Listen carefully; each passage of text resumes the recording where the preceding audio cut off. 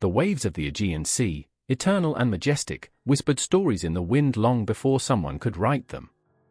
On the coasts of Greece, where the mountains seemed to touch the sky and the islands float as fragments of lost dreams, stories arose that gave meaning to a world full of mystery. There, every dawn was more than the arrival of light. It was a gift from Helios, the god who guided the car of the sun. Every thunder that heartbreak was the fury of Zeus, the king of the gods. Everyday life was not just work and effort, it was a constant dialogue with the divine. In an era where mortals struggled to understand the whims of destiny, mythology was born in response. Each myth, every story, was an echo of nature, an attempt to explain the inexplicable, to name the fears and wonders that surround them. Life was not simple.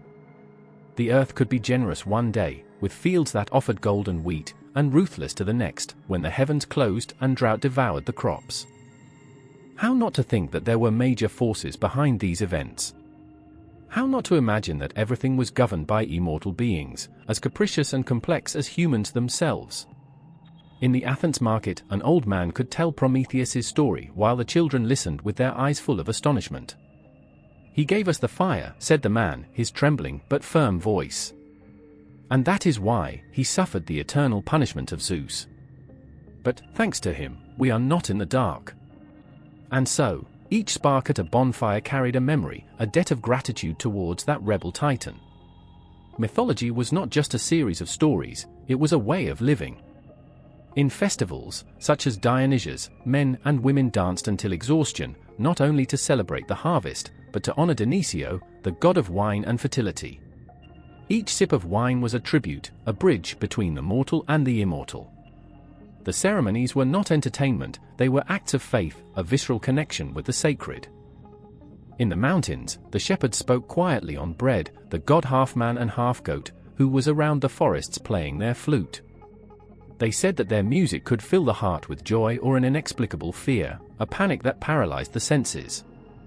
No one saw it, but they all felt it. In the darkness of the night, when the wind slipped between the trees, it was easy to believe that something else was there, something that did not belong to the world of men. The Olympus, with its peaks wrapped in fog, was not just a mountain, it was the abode of the gods. There Zeus, Hera, Athena, Apollo, and many others lived, each with their personality, their loves, their grudges. The gods were not perfect. They were jealous, vindictive, passionate, but also wise and protective. That duality made them fascinating. They were a mirror of humanity, an amplified version of what men and women wanted to be and feared to become. In Sparta, young soldiers prayed to Mars before going to war. "Give us strength, give us value," they said, while adjusted their armor. Mars was not a kind god. It was the personification of violence and the fury of combat. But at that time, when the fear of the enemy was tangible, Mars was exactly what they needed. The stories were not only on Earth, they were also in heaven. The kings were traveling great distances to consult it, carrying offerings of gold and marble, waiting for a flash of clarity in a world full of uncertainty. But not everything was great and heroic. In the fields and homes, the stories also had an intimate tone. The goddess Hestia, who took care of the fire of the home, was as important as Zeus. Without her, there was no heat, no food, or family. The small offerings to Hestia, like a little shed wine in the fireplace, were gestures of gratitude and humility. Every corner of Greece had its myth. Every rock, every river, seemed to have a story to tell. They said that the nymphs danced in the streams, that the Cyclops worked on the forges of the volcanoes, that the Titans still roared in the bowels of the earth. Everything was possible, because everything was alive. And in that vibrant world, where the ordinary and the extraordinary were intertwined, the mythological creatures took shape. From the terrifying Gorgons to the majestic winged horses, each of them was a fragment of the Greek soul, a reflection of its infinite ability to imagine, fear, and dream. In the silent nights, when the fire was the only thing that broke the darkness, the ancient Greeks gathered around their warm light, and the invisible world came to life in their words. In those stories, mythological creatures were not only invented figures, they were the flesh and bone of their fears, their hopes, and their questions without response. Through them, the Greeks could face what they could not control: death, chaos, the anger of nature, and the mysteries of the unknown. When a fisherman went out to the sea, he did not see an empty horizon. I saw waters inhabited by beings that could both bless it with abundant fishing and dragging it to the depths. The sirens, with their hypnotizing voices, represented the dangerous attraction of the unknown, the risk of getting lost in the promise of something unattainable. They were not simply monsters, they were living warnings. What could be more human than to fear attraction to what we cannot resist? In the mountains, travelers told Chimera stories: a lion's head, goat body, and snake tail. This creature, impossible in its form and terrifying in its possession, was not only a physical threat, it was chaos in its purest form, a representation of everything that escaped logic and order. Talking about her, imagining her, was an act of courage. Naming chaos was the first way to face it. The farmers, who depended on the goodness of the earth, found in the myths a way of dealing with their uncertainty. If the harvest failed, perhaps it was because the gods were angry, or because a creature like the Hydra, with its multiple heads, symbolized the endless problems they faced. But the story of Hercules beating Hydra gave them hope. If he, a man with the help of the gods, could beat such a scary monster, maybe they could also overcome their own battles. The creatures not only explained the dangers, they were also masters of morality. The Minotaur, caught in the labyrinth, was a warning against the excesses and errors of men. Created by pride and lack of control, this monster represented how wrong decisions could be transformed into endless punishments. When telling their story, the Greeks not only spoke of real monsters, but of the internal monsters that we all carry inside. In the Greek culture, where the gods seemed to always be observing and judging, the creatures had an intermediate role. They were not completely divine or completely human, but existed in a space where both realities were. They were the manifestation of forces that mortals could not control. When the thunder echoed in the sky and the ground trembled, it was not just Zeus throwing rays. At that time, people could imagine creatures like Typhoon, the titan of winds and storms, struggling to release their fury. It was a way to shape and meaning what seemed incomprehensible. In education, myths also had a crucial purpose. The creatures were disguised lessons. For example, Cerbero, the three-headed dog that guarded the doors of Hades, was not only a fearsome guard, it was a reminder that death was inevitable and that no mortal could return once that threshold was crossed. But at the same time, the history of Orpheus, which almost manages to go beyond Acerba with its music, showed that even in the face of the darkest destination, humanity could find beauty and hope. The Greeks were teachers to transform the everyday into the eternal. In the waves of the sea, they saw the winged horse Pegaso furrowing the heavens, a symbol of freedom and transcendence. In the shadows of the forest, they felt the presence of Bread, whose wild face reminded them of the primitive connection between men and nature. Each creature was an extension of the real world, but also a window to something bigger. In cities, the sculptures and paintings of these creatures adorned temples and squares. They were not just ornaments, they were tangible reminders of the stories that mold their daily life. When looking at a statue of the jellyfish, with her petrified face and her snake hair, people not only saw a monster. I saw the tragedy of a woman unfairly punished by the gods, a figure that aroused both fear and compassion. But perhaps the most important thing is that mythological creatures helped the Greeks to dream. They were not just horror stories or warnings, they were also stories of courage, ingenuity, and overcomes. On Ulysses teetering to the mast of his ship to resist the song of the sirens was not just a man facing dangerous creatures, it was a symbol of the fight to maintain control against temptations that threatened to destroy it. In every corner of Greece, these creatures felt alive. In the breeze that blew from the sea, in the crunch of the branches in the forest, in the roar of the volcanoes, the Greeks found vestiges of something bigger than they themselves. And while their stories continued from mouth to mouth, mythological creatures became more than simple stories. They transformed into the throbbing heart of a culture that saw the extraordinary in every corner of their world. The line between the real and the imaginary was never entirely clear. Perhaps that is why, even today, those creatures continue to live in our collective memory, as lively as they were in the words of those who first dreamed them. And with each myth told, they seem to tell us that true magic was not alone in the gods or monsters, but in the human ability to tell stories that never die. the roar of a lion echoing in the distance, the majestic flight of an eagle on the mountains, or the disturbing image of a snake sliding between the rocks. For the ancient Greeks, these were not simple animals. In each of them they saw something deeper, something that spoke of the invisible forces that ruled the world and that also lived in their own hearts. Mythological creatures were not just extraordinary beings, they were mirrors in which they could observe themselves and the nature that surrounded them. Each of these mythical figures was a symbol, an incarnation of virtues, vices, and elements that defined their existence. The Minotaur, half a man and half beast, caught in Crete's maze, was not just a fearsome monster. It was the personification of the darkest and wild instincts that humans tried to control. In their figure, the Greeks saw the danger of giving in the unbridled impulses, the threat of getting lost in the darkest corners of the soul. But the labyrinth that contained it also spoke of the complexity of the human mind, the decisions that entangle us and the constant struggle to find a way out of light. The Hydra, with its heads that grew every time one was cut, symbolized the problems that seemed to multiply endless. In each battle against Hydra, Hercules not only faced a terrifying creature, but the endless evidence that life launches into everyone's path. Hydra was the symbol of constant effort, of the need to be ingenious and persistent to overcome obstacles that do not disappear easily. In the depths of the underworld, Cerberus, the three-headed dog that guarded the entrance to Hades, was a reminder of the unwavering limits of life and death. His three heads could represent the past, the present and the future, or the three phases of human existence: birth, life, and death. His figure not only inspired terror but also a resigned acceptance of the inevitable.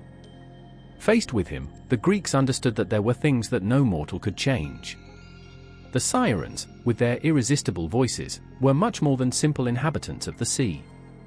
They were symbols of temptation, of the desire that can lead us to our own destruction if we do not know how to resist it. The sailors who listened to their songs faced something deeper than the danger of wrecking. They fought against the attraction of the forbidden, the seducer and the fatal. But in the act of tied to the mast, as Ulysses did, there was a hopeful message: self-control and reason could even save those who faced the strongest impulses.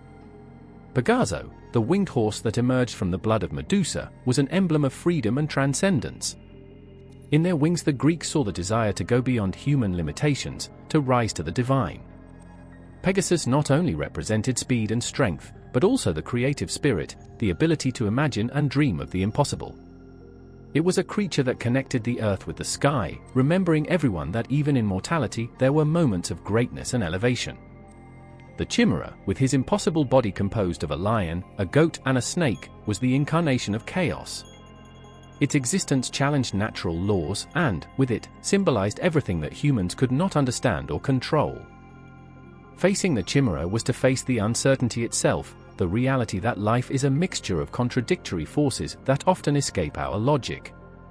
The jellyfish, with her gaze capable of turning the one who saw her, was a symbol of the power of the feminine and, at the same time, of her ability to be feared and misunderstood. In its history there was a deep tragedy, a woman punished by the gods and turned into a monster against her will. But in their figure, the Greeks also saw the idea of dangerous beauty, of what fascinates and terrifies at the same time. Dragons and snakes, recurring in Greek myths, were representations of the eternal and cyclical.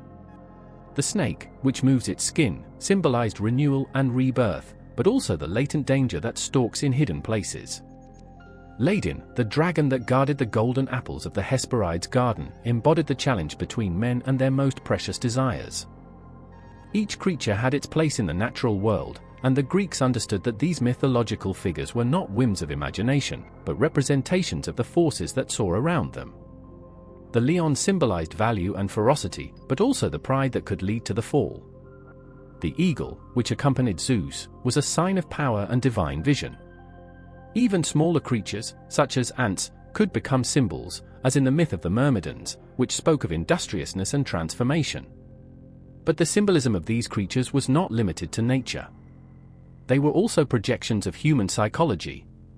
Fears, desires, virtues, and defects manifested themselves in the figures of myths.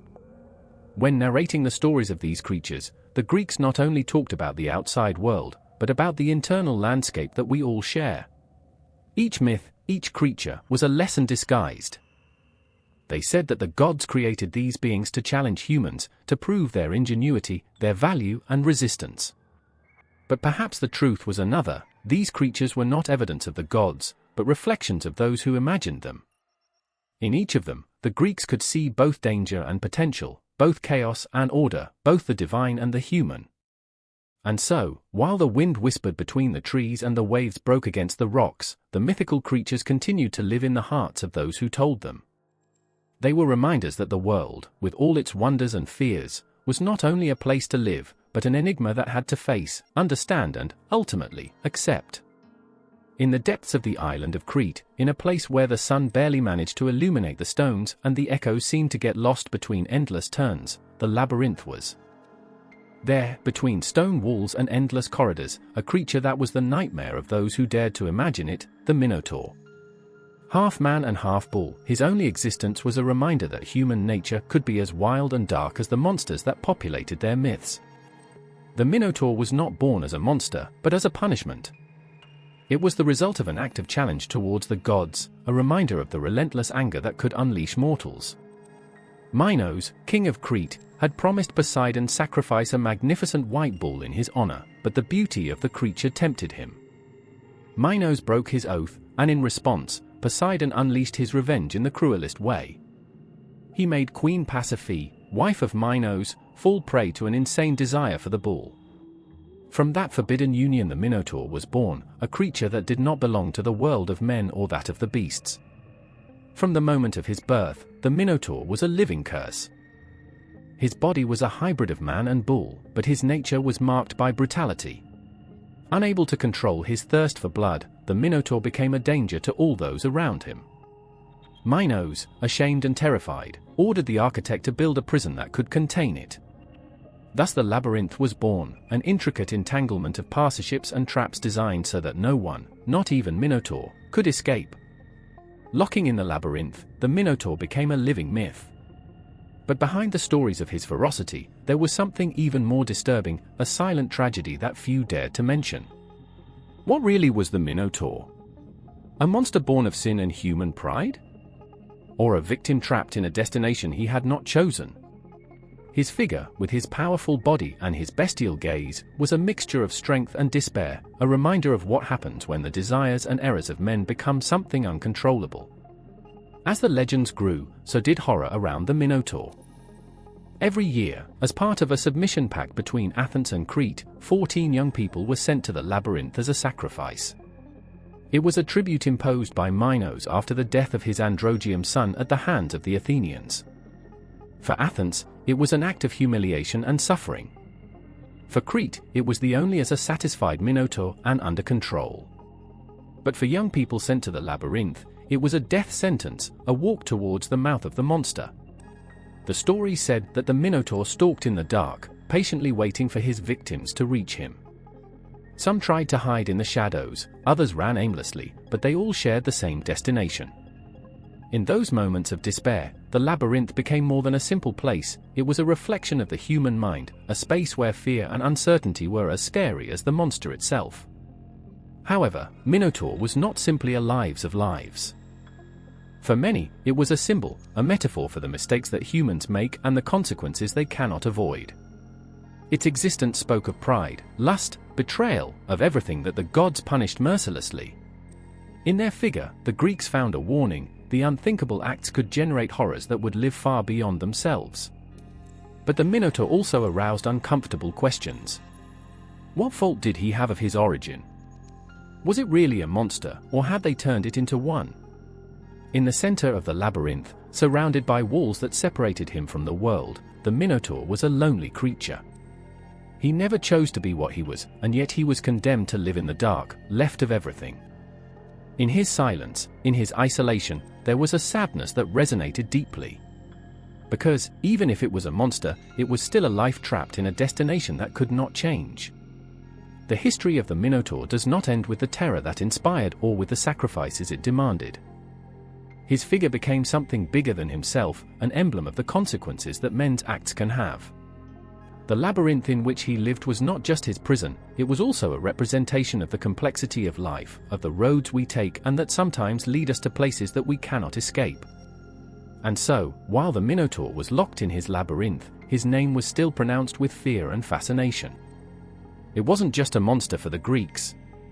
It was a reminder of what it means to face what we have created, what we have tried to hide. And, ultimately, it was the proof that even in the darkest stories, there is a truth that cannot be ignored.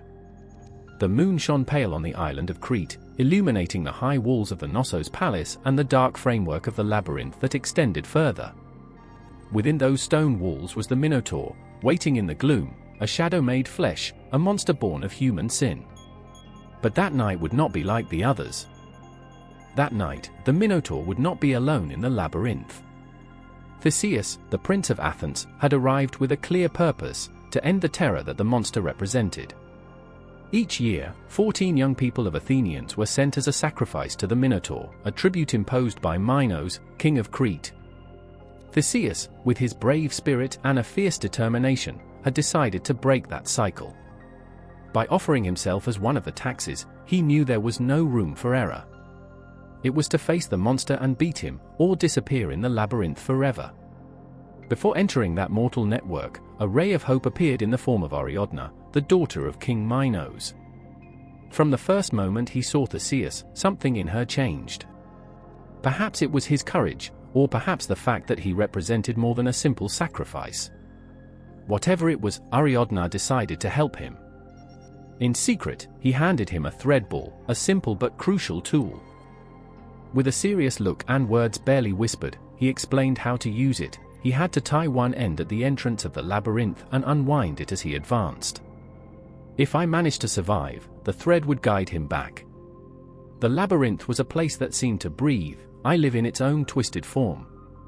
The halls extended endless, each turn and every corner leading to more uncertainty. The air was heavy, impregnated with the echo of past steps and the smell of death. Theseus advanced cautiously, his hand holding the thread strongly, while his other hand held the sword that would lead to battle. Each sound, every shadow, could be the Minotaur stalking. The confrontation suddenly came, like a roar who broke the tension of silence. The Minotaur emerged from the shadows, its huge figure filling the space. His eyes shone with a wild hunger, and his body, half man and half bull, it was a force of nature. For a moment, Theseus faced not only a monster, but all that this creature represented: fear, sin, the indomitable force of chaos. The battle that followed was a clash of wills. The Minotaur, with its Ursa Gruta, loaded against Theseus, trying to crush him. But Theseus was not a common man. With fast and calculated movements, he dodged the attacks, his mind looking for a weak point, an opportunity. Each blow of the sword collided with the Minotaur's horns, against its thick skin and muscular arms. The creature roaring of fury, each sound echoing on the walls of the labyrinth, as if the place itself vibrated with the intensity of the fight. Theseus knew I couldn't trust strength alone. He used his ingenuity, attracting the Minotaur towards a narrow corner of the labyrinth where its size would become a disadvantage. The creature, blinded by anger, fell into the trap. At that critical moment, Theseus threw a decisive attack, sinking his sword into the monster's chest. The roar of the Minotaur was transformed into a deep groan, a mixture of fury, pain, and, perhaps, liberation. With a last breath, the Minotaur fell to the ground, its huge motionless body under the dim light that leaked through the labyrinth cracks. For a moment, everything was silent. Theseus stood, looking at the fallen monster, feeling both the victory and the weight of what he had done. He had defeated the Minotaur, but deep down he knew that he had not defeated only a physical monster. He had faced fear itself, the chaos that inhabited both in the labyrinth and in the human soul. With his heart still beating strongly, Theseus picked up the thread shell that had guided him there. Following the path he had left, he began to go back, step by step, moving away from the shadows and the inert body of the Minotaur. Every return of the thread closer him more to the light, at the entrance of the labyrinth, and to the hopeful face of Ariadne who expected him. When he finally left the labyrinth, the fresh air of the night enveloped him. The battle was over, but his victory was more than the death of the Minotaur. It was the promise of a different future, free of sacrifices and horror. Ariadne looked at him with a mixture of relief and admiration, but also with a shadow of concern in his eyes. the story was not over, and the fate of both was yet to be defined. The body of the Minotaur remained in the labyrinth, lost between the walls that had contained him all his life. But his story, the fight between Theseus and that creature trapped between two worlds, would live forever.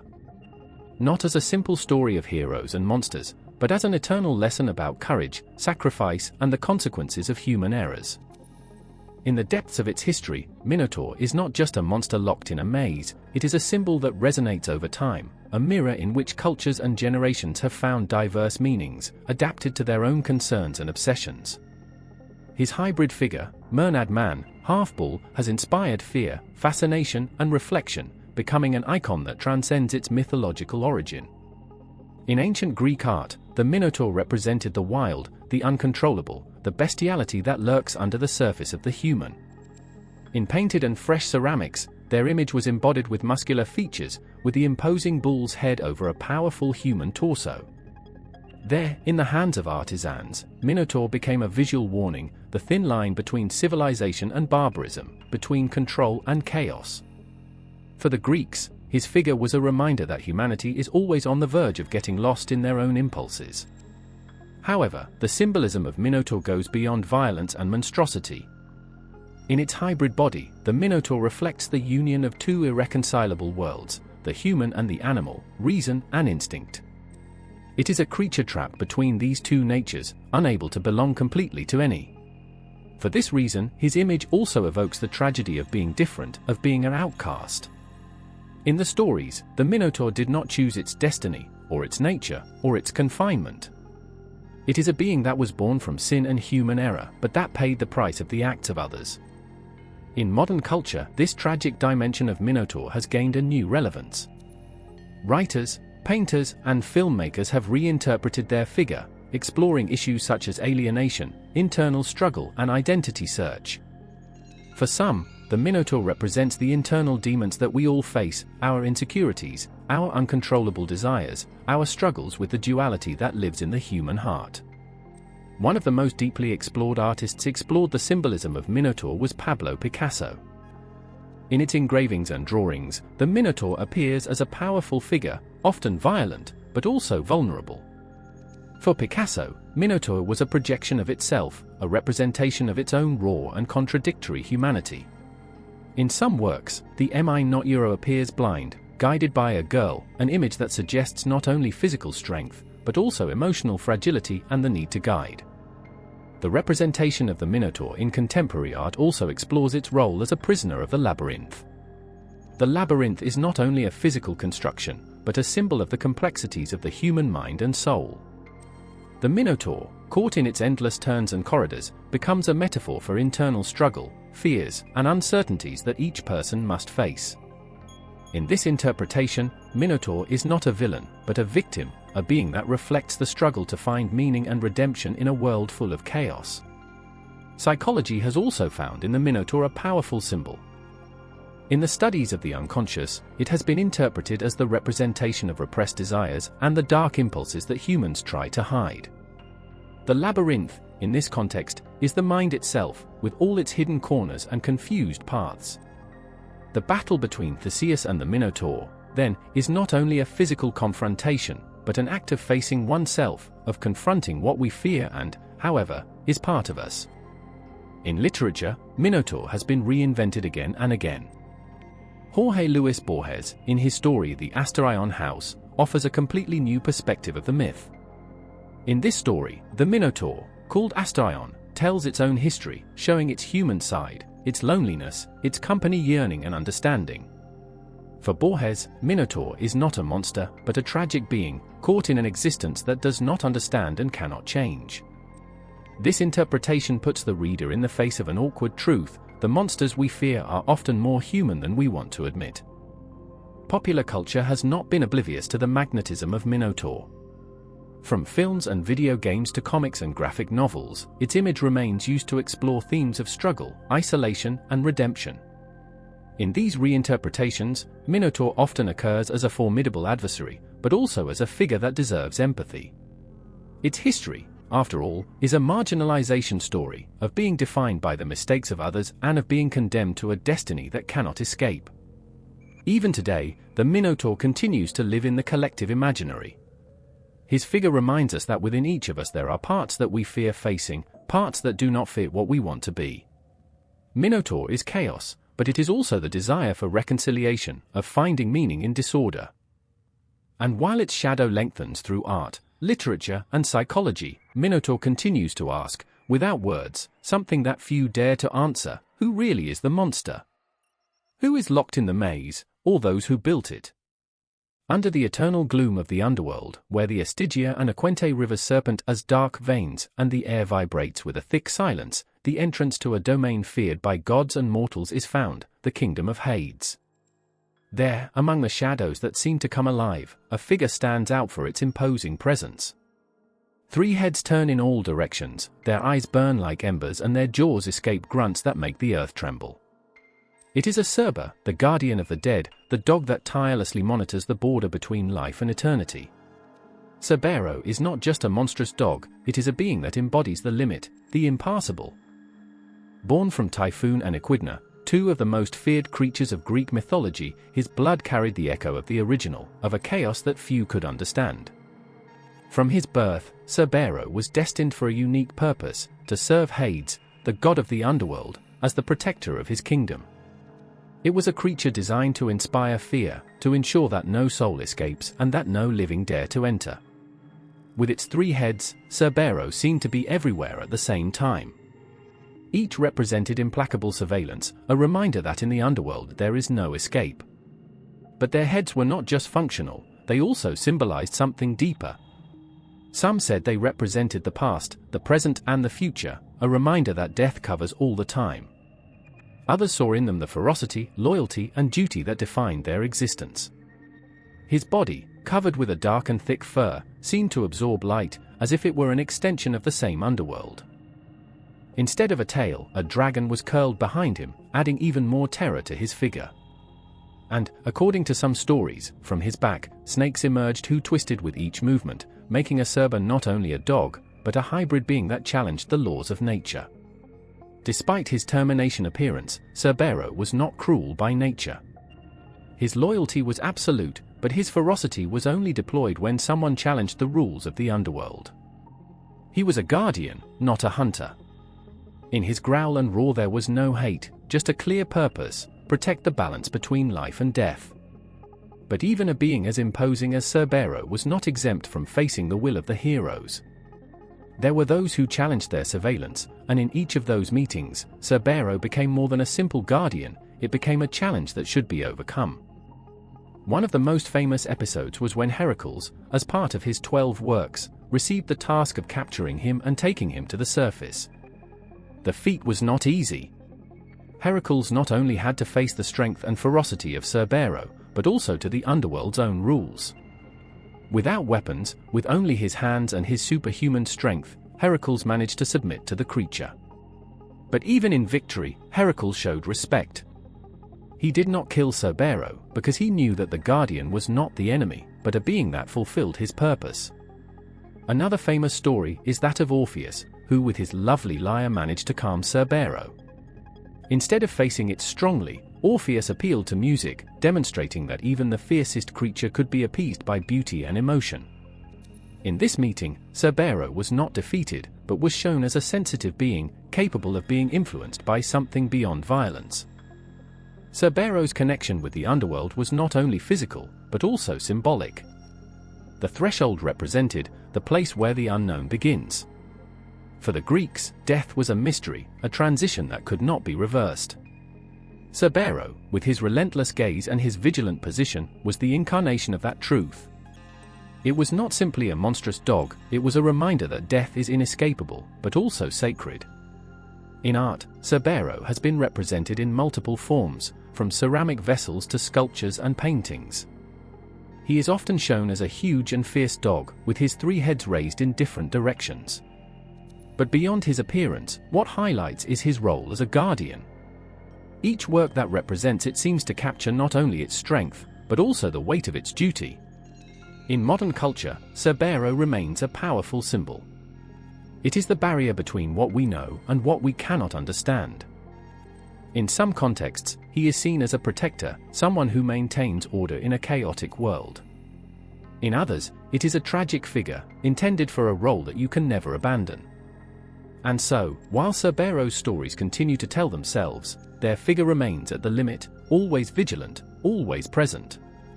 A being that is neither hero nor villain, but something more complex, the guardian of the greatest mystery of all, the one who expects at the end of our lives.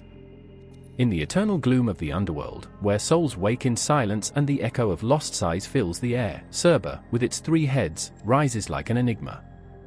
It is not just a guardian, it is a figure full of symbolism, a puzzle that has fascinated philosophers, poets, and artists for centuries.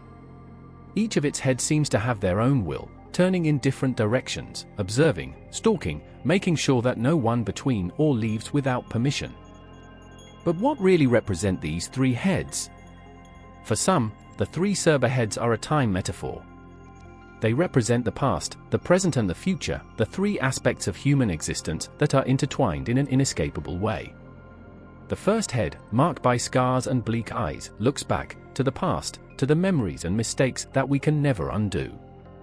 The second, always alerts, fixes his gaze in the present, at the fleeting moment that escapes even while we live it. The third, with a disturbing brightness in his eyes, focuses on the future, on the unknown, in what is inevitably coming. This interpretation makes Cerbero more than a simple guardian, it transforms it into a symbol of the immutable cycle of time and the inevitable connection between the moments of life. In the underworld, where time loses meaning for souls, Cerbero is a reminder that, even in death, the shadows of the past, the actions of the present and the promises of the future remain intertwined. Others have seen in the 3 heads of Cerbero a representation of the most primitive aspects of the human soul, ferocity, loyalty, and reason. The first head, with exposed fangs and constant growls, embodies the ferocity, the survival instinct that beats in all living beings. The second head, quieter but equally vigilant, symbolizes loyalty, unwavering commitment to a purpose or cause. And the third, with eyes that seem to analyze each movement, represents the reason, the ability to discern and decide. In this interpretation, Cerbero is a reflection of the necessary balance between these forces. Without ferocity, one lacks the force to face the challenges. Without loyalty, one has no address. Without reason, one cannot control or understand their way. In his role as guardian of the underworld, Cerbero embodies this harmony, protecting the delicate balance between chaos and order in the kingdom of Hades. In the literature, the 3 Cerber heads have been used as an unsurpassed monitoring symbol. Dante Alighieri, in the Divine Comedy, describes Cerbero in the 3rd circle of hell, where he torments gluttons. His 3 heads devour everything they find, a representation of insatiable appetites and desires that can never be satisfied. Here, the Cerber heads not only monitor, they also punish, becoming an extension of divine justice. In classical art, Cerber representations focus on their ferocity and power. Greek ceramic vessels often show him facing heroes like Heracles, with the 3 raised heads, growling in challenge. However, there are also quieter representations, where Cerbero appears sitting next to Hades and Persephone, like a faithful and almost majestic guard. In these works, their 3 heads are not only a threat symbol, but also of authority and order. Cerbero's influence is not limited to antiquity. In the modern era, its image has been reinterpreted in a variety of forms. In the literature, it appears as a symbol of unwavering limits, of the barriers that cannot be crossed. In cinema and video games, their 3 heads are often used to represent an insurmountable challenge, a creature that requires both strength and ingenuity to be defeated. Even in psychology, the 3 Cerber heads have been analyzed as a reflection of the human mind. Some see in them a representation of internal conflicts, the desires that fight against responsibilities, emotions that collide with logic. In this context, Cerbero is not only an external guardian, but also a creature that lives within each of us, protecting our deepest truths and facing our own contradictions. Contemporary art has led the symbolism of Cerbero even further. Pablo Picasso, known for his fascination with mythology, explored the figure of the Minotaur and the underworld in several of his works, and although he did not paint directly to Cerbero, the influence of his symbolism is evident in the representation of hybrid and monstrous beings. The presence of three heads, whether literal or figurative, has become a visual tool to express complexity, conflict, and surveillance. But, perhaps, the most fascinating of the three Cerber heads is how they continue to be an enigma. Each interpretation, each representation, adds a new layer of meaning, but never completely define what they represent. They are, at the same time, a symbol of protection and threat, balance and conflict, of the eternal and immutable. And so, while Cerbero remains motionless at the entrance of the underworld, his three heads continue to observe, not only the flow of souls that cross their domain, but also the minds and hearts of those who try to understand their true meaning. Because, in the end, Cerbero is not just a monster of mythology, he is a mystery guardian, a creature whose essence challenges complete understanding. Cerbero, the three-headed dog that guard the entrance to the underworld, has left an indelible mark on literature and art throughout the centuries. His figure, terrifying and imposing, has been a source of inspiration for innumerable stories, poems, paintings, and sculptures, each with a unique interpretation of this mythical creature. From the ancient Greeks to contemporary art, Cerbero has evolved as a symbol of surveillance, power, and the boundary between the human and the divine, the known and the unknown.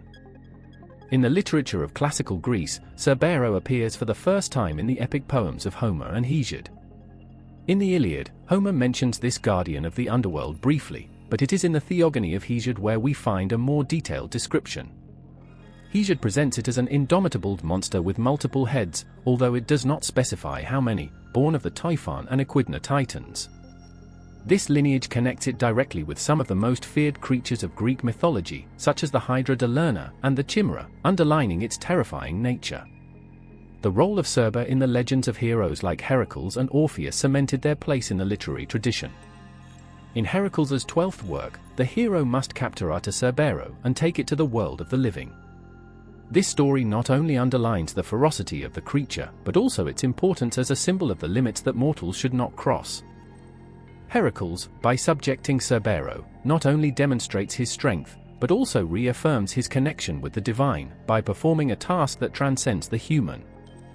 On the other hand, Orpheus's story shows us a different aspect of a Cerber.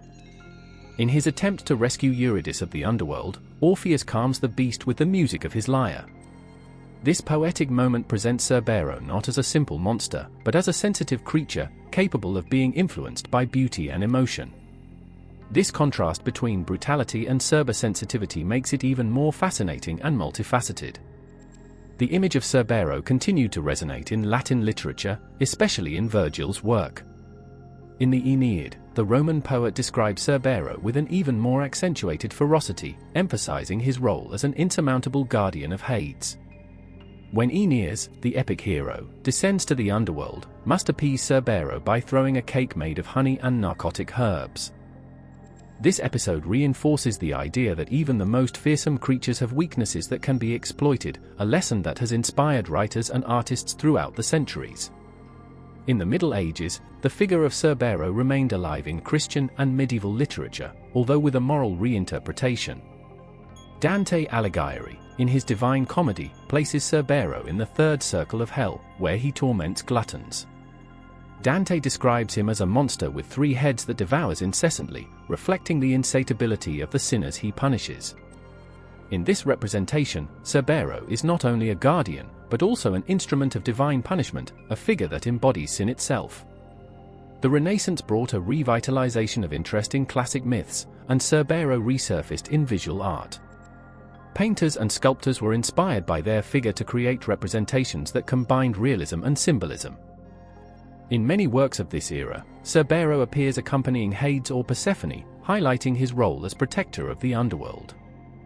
A remarkable example is the sculpture of John Lorenzo Bernini, who represented Cerbero in his masterpiece The Rapture of Proserpina. In this sculpture, Cerbero appears as a dynamic and fierce being, with his three heads turning in different directions, as if he were attentive to any threat. In contemporary art, Cerbero has adopted new forms and meanings. His image appears in films, video games, comics, and graphic novels, often as an epic challenge for the protagonists. In these contexts, Cerbero has become a symbol of unbeatable force and surveillance, but also in a metaphor of the internal limits that people must overcome. its representation in modern media often combines elements of classical mythology with more psychological interpretations, exploring topics such as internal struggle and duality. Pablo Picasso, although more associated with the Minotaur, also showed the influence of Cerber in some of his works related to mythology. In them, the hybrid and monstrous figures reflect the complexities of the human mind, suggesting that the true Cerber can be the guardian of our own fears and repressed desires. Cerbero has also been a recurring figure in psychology and philosophy. Carl Jung, in his studies on archetypes, could have interpreted Cerbero as a representation of the guardian who protects the unconscious, a being that prevents the deepest truths of our psyche being revealed without due process. This perspective transforms Cerbero into more than a mythological creature, it makes it a symbol of the internal barriers that we all face. Over the centuries, Cerbero has evolved from a simple guardian of the underworld to a complex symbol that covers surveillance issues, limits, duality, and internal struggle. His presence in literature and art demonstrates that mythological creatures are not only ancient stories, but reflections of universal human concerns that transcend time and space. While his image persists, Cerbero will continue to be a figure that challenges, inspires, and fascinates. In the dark depths of Greek mythology, among gods, heroes, and monsters, there is a figure that challenges all conventions, a woman whose look not only paralyzes, but makes those who dare to cross their way into stone. Medusa, the Gorgon, has become one of the most powerful and tragic myths, a history of beauty, revenge, and condemnation that resonates through the centuries. Medusa was not always a monster. In his early days, before being damned for Athena, he was a beautiful young man, the most beautiful of the three Gorgon sisters. He had golden hair and a beauty that dazzled anyone who looked at her. However, that beauty was his perdition. Medusa, like many other mythological figures, was a victim of the passions of the gods, and its history began in an act that would change their destiny forever. The god of the sea, Poseidon, captivated by its beauty, saw it in a temple of Athena and, in an act of unbridled passion, violated it. For many, this act was a reflection of the power of the gods over mortals, a violation not only physical, but also symbolic of purity and holiness. Athena, the goddess of wisdom and war, outraged by what happened, did not punish Poseidon, but discharged her fury over Medusa. Guilt did not fall on God, but in women, who had been the subject of his desire. Athena, in her anger, transformed the beautiful jellyfish into a monster feared by all. His golden silk hair became live snakes, which twisted and curled up with a sibilant murmur. His face, formerly radiant, became a horror mask, with eyes that distilled fury and anger. Those who looked directly into the eyes were petrified, turned into stone statues, a terrible destination for any mortal being. What was previously a figure of desire and beauty became a living conviction, a woman trapped in her own monstrosity, apart from humanity. The transformation of Medusa was not just physics. The psychological torture that suffered made it a creature full of despair, anger, and, in turn, of vulnerability. Although his exterior appearance became increasingly fearsome, inside he hid the sadness of a woman who had been unjustly condemned. The legend of Medusa, therefore, not only speaks of the brutality of the gods, but also of human tragedy, of the fragility of those who are trapped by destiny and circumstances. Medusa, isolated on a distant island, was persecuted by all those who wanted to kill the monster he represented. Among them, one of the best-known heroes of Greek mythology, Perseus. Responsible by King Polydectes to bring the head of Medusa, Perseus embarks on a dangerous mission, armed with Athena's shield, the winged sandals of Hermes and Zeus's sword.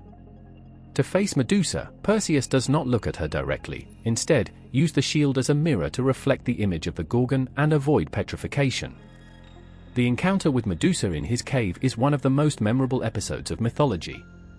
The atmosphere is dense, heavy air, and the disturbing silence.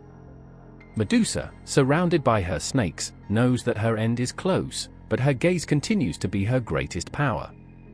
While Perseus advances cautiously, the brightness of Athena's shield allows you to see the petrified figure of La Gorgona without looking directly. With a single blow of his sword, Perseus decapitates Medusa, finally freeing her from her torment. However, the story of Medusa does not end with his death. From his cut neck arises the winged horse Pegasus, and the giant Chrysaor, both children of Poseidon, born of the violent union with the transformed goddess. Medusa's head, despite being a war trophy for Perseus, remains a powerful symbol. It was used by the hero on several occasions, especially in his encounter with Atlas, and later in the battles he faced. Medusa's petrifying gaze was still feared even after his death, and his head, embellished by the power of the goddess Athena, became a protection amulet.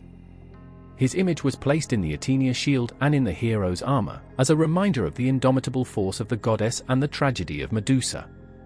The figure of Medusa, transformed into a monster, has been interpreted in many ways over the centuries. Some see it as a representation of unfair punishment, the price of being a beautiful woman in a world governed by capricious gods. Others interpret their history as a reflection of the fight against victimization and oppression. Medusa becomes, in this case, a symbol of resistance, the ability of a woman to transform pain and humiliation into power and strength. It is a monster, but also a victim. She is the victim of a system that condemned her for something that was not her fault, and in her monstrosity she found a way of defending himself. In literature and art throughout history, Medusa has been portrayed as much as a feared monster as a tragic being, a victim of destiny. In the Renaissance, painters like Caravaggio represented Medusa with an intensity that captured both their violence and its vulnerability. The petrifying gaze of the Gorgon was immortalized not only as a danger symbol, but also as a manifestation of the complexity of human nature. Today, Medusa remains a cultural icon, not only of Greek mythology, but of the struggle for justice, liberation, and understanding of suffering.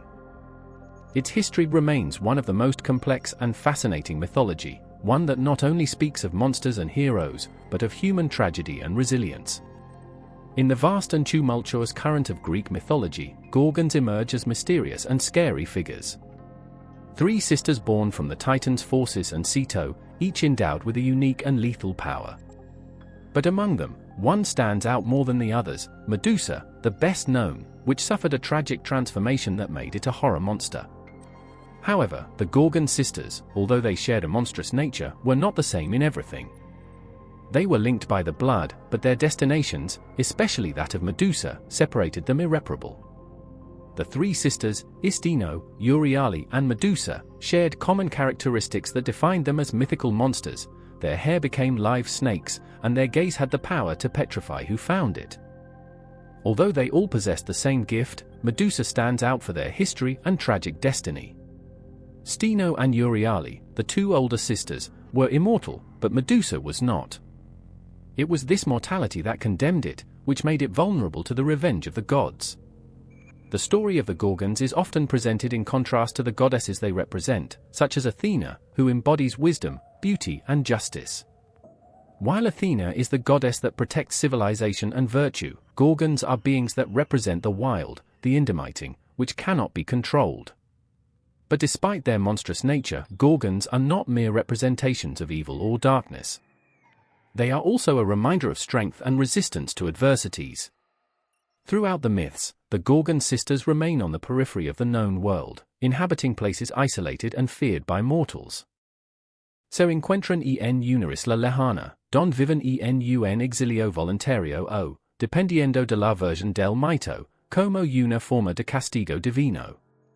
Stino and Euryale, the immortals, have the ability to regenerate, which makes them invincible creatures, while Medusa, for being deadly, carries with it the fragility that makes it susceptible to death, a destiny that only the gods could avoid or impose. En algunas versions del mito, Medusa es retratada como una joven que, antes de su transformación, disfrutaba de una belleza incomparable. It was worshipped by its appearance, and its life seemed full of possibilities, but the tragedy began when it was raped by Poseidon in the temple of Athena. This act, considered a desecration, unleashed the fury of the goddess, who did not punish the god of the sea, but transformed Medusa into a Gorgon, condemning it to be a creature feared by all. His sisters, Stino and Euryale, however, remained as they were, beyond punishment and transformation, immortal and cruel, full of power. El contraste entre las hermanas Gorgonas no solo se presenta en sus características físicas, sino también en su conexión emocional. Medusa, despite his monstrosity, is still a tragic figure, a victim of the gods who had to live with the conviction of his own body. Its history is marked by loneliness, by the isolation imposed by its very nature, and, finally, by its encounter with Perseus, who kills it as part of a mission entrusted by King Polydectes. En cambio, sus hermanas, aunque monstruosas, no tienen el mismo destino trágico. Steno and Euryale continue with their immortal existence, being secondary figures that only appear in some stories, but never face the same humanity that Medusa. The myth of Medusa becomes, therefore, a story about transformation, condemnation, and divine punishment, but also about solidarity and the difference between the sisters. Although Medusa looks like a victim, her story is inexorably linked to her sisters, who, although they do not share their suffering, are part of their identity. In the background, the Gorgon sisters are a reflection of the dual nature of life itself, beauty and horror, love and hate, the divine and the monstrous. The relationship of Gorgons and the role of Medusa in myths can also be interpreted as a metaphor of human life, especially with regard to the inevitability of destiny and suffering. The Gorgons, immortals, represent the permanence, stagnation, and immobility, while Medusa, mortal and condemned, reflects the transience of life and the possibility of change. Su historia, por más trágica que sea, también habla de la capacidad de los seres humanos para enfrentarse a las adversidad. It is, to resist pain and, in some cases, to find a form of redemption, even through death. The Gorgon sisters, together, have a symbolic role in Greek mythology. They are the incarnation of the wild and primitive nature, of beauty transformed into monstrosity, of fatality and the eternal struggle between the human and the divine. In its relationship with Medusa, there is a vision of the world in which beauty and monstrosity are inseparable, and where transformation is both a punishment and a form of resistance to adversity. Thus, Gorgons represent not only a threat to mortals, but also a lesson on human fragility, how what is perceived as monstrous or terrifying can have, in their origin, a story of suffering and vulnerability. Medusa, in particular, becomes a symbol of that vulnerability, while its sisters, immortal and distant, are a representation of the permanence of the monstrous in a world that cannot change. The history of the Gorgons and Medusa is not only a story of monsters, but a deep reminder of the contradictions and complexities that exist in human nature and in the cosmos itself. Medusa lived in a world full of beauty and promises. He was young, beautiful, and had a grace that captivated the gaze of those who saw her. His hair shone like gold under the sun, and his face reflected the purity and softness of a woman who had not yet been touched by the shadows of life. But the story of Medusa, once bright, would take a dark and dramatic turn, a transformation that would make it one of the most feared monsters of Greek mythology. The metamorphosis of Medusa begins with a violation. Poseidon, the god of the sea, attracted by its beauty, sees it in the temple of Athena. However, he does not respect her or love her as mortals would. In an act of violence and abuse of power, he possessed the taking right there, in the most sacred place, desecrating the temple that the goddess Athena had consecrated.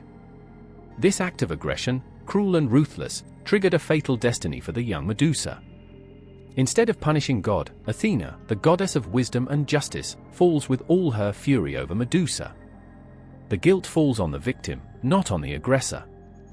Athena, furious for the desecration of the temple, makes a decision that will change the life of Medusa forever. Instead of offering him comfort, the goddess transforms her beauty into a monstrosity that makes her a feared figure by all. Its long gold hair becomes poisonous snakes that are twisted and wither with each movement. His face, which radiated sweetness, becomes a terrifying mask, with eyes that can petrify those who cross their way. Medusa, who previously felt desired and admired, is now condemned to an existence of loneliness and rejection. His appearance no longer reflects the purity of his youth, but the pain of his sentence. The snakes in their head, which previously represented only the beauty of their hair, are now symbols of their pain and anger. From that moment on, Medusa is not only a victim of the gods, but also a creature trapped in a body that distanced from everything human. This change from jellyfish as a beautiful to monster is more than a simple physical transformation. It is an internal transformation that reflects the psychological damage it suffered.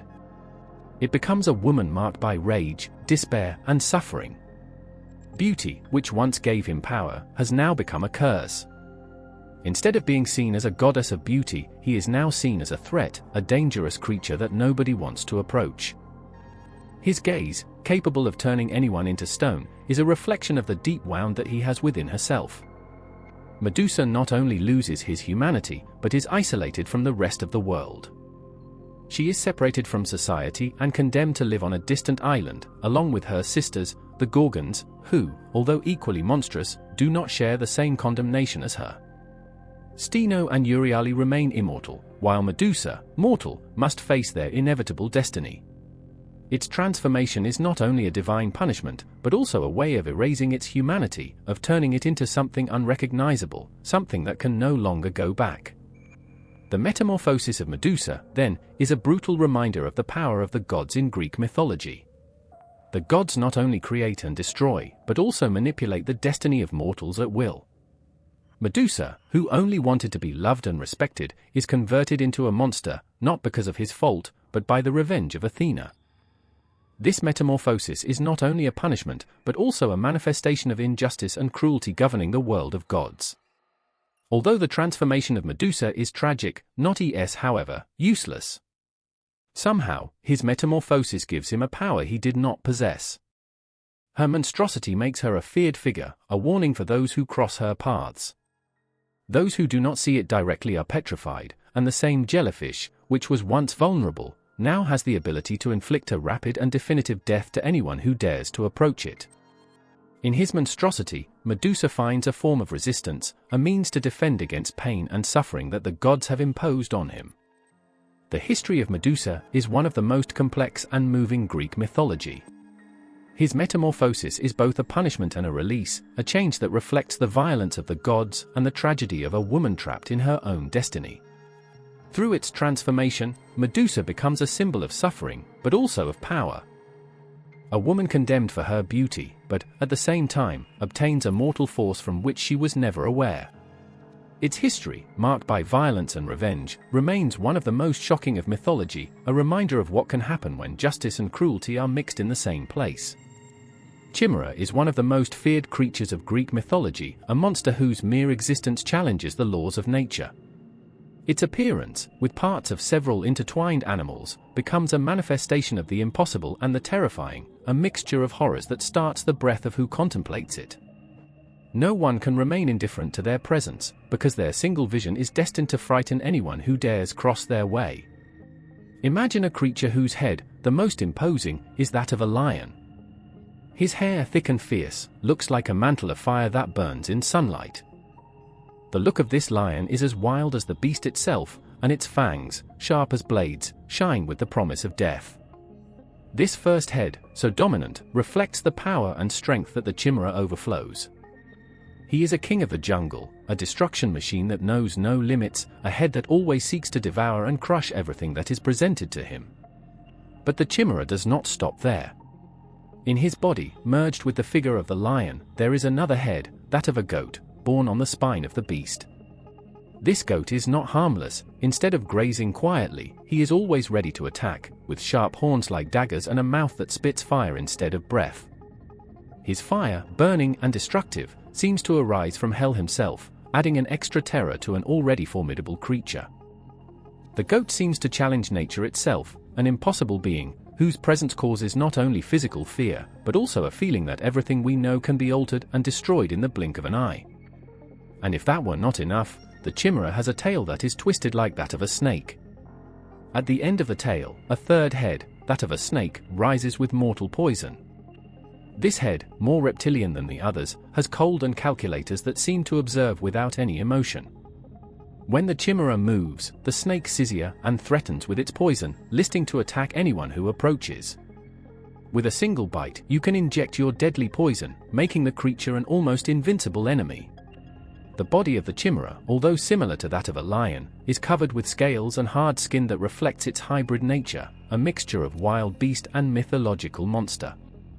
Its size is imposing, its excessive strength, and its ability to infuse terror is almost incomparable.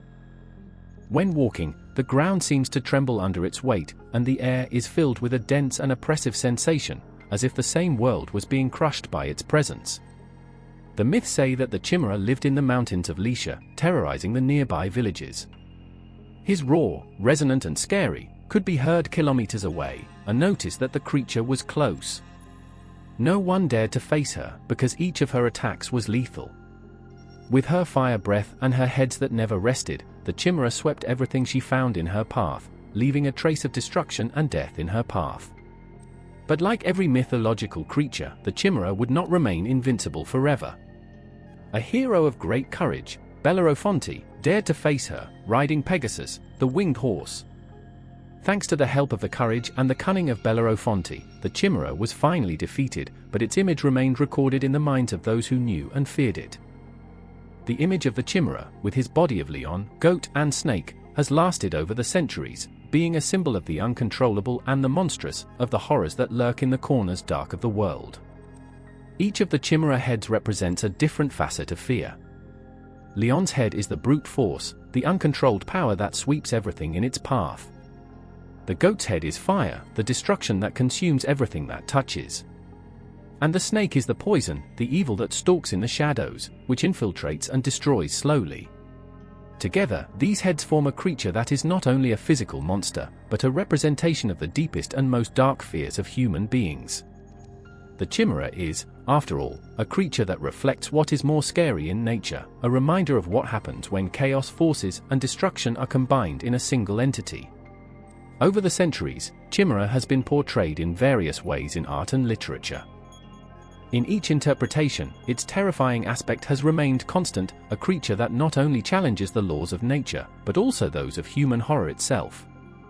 His image is still alive in collective memory, reminding us that sometimes, the most scary is not only what we can see, but what our imagination can conjure from the shadows of mythology. Bellerophonte was a common man, without a clear divine heritage, but with a courage that rivaled that of the greatest heroes of Greek mythology.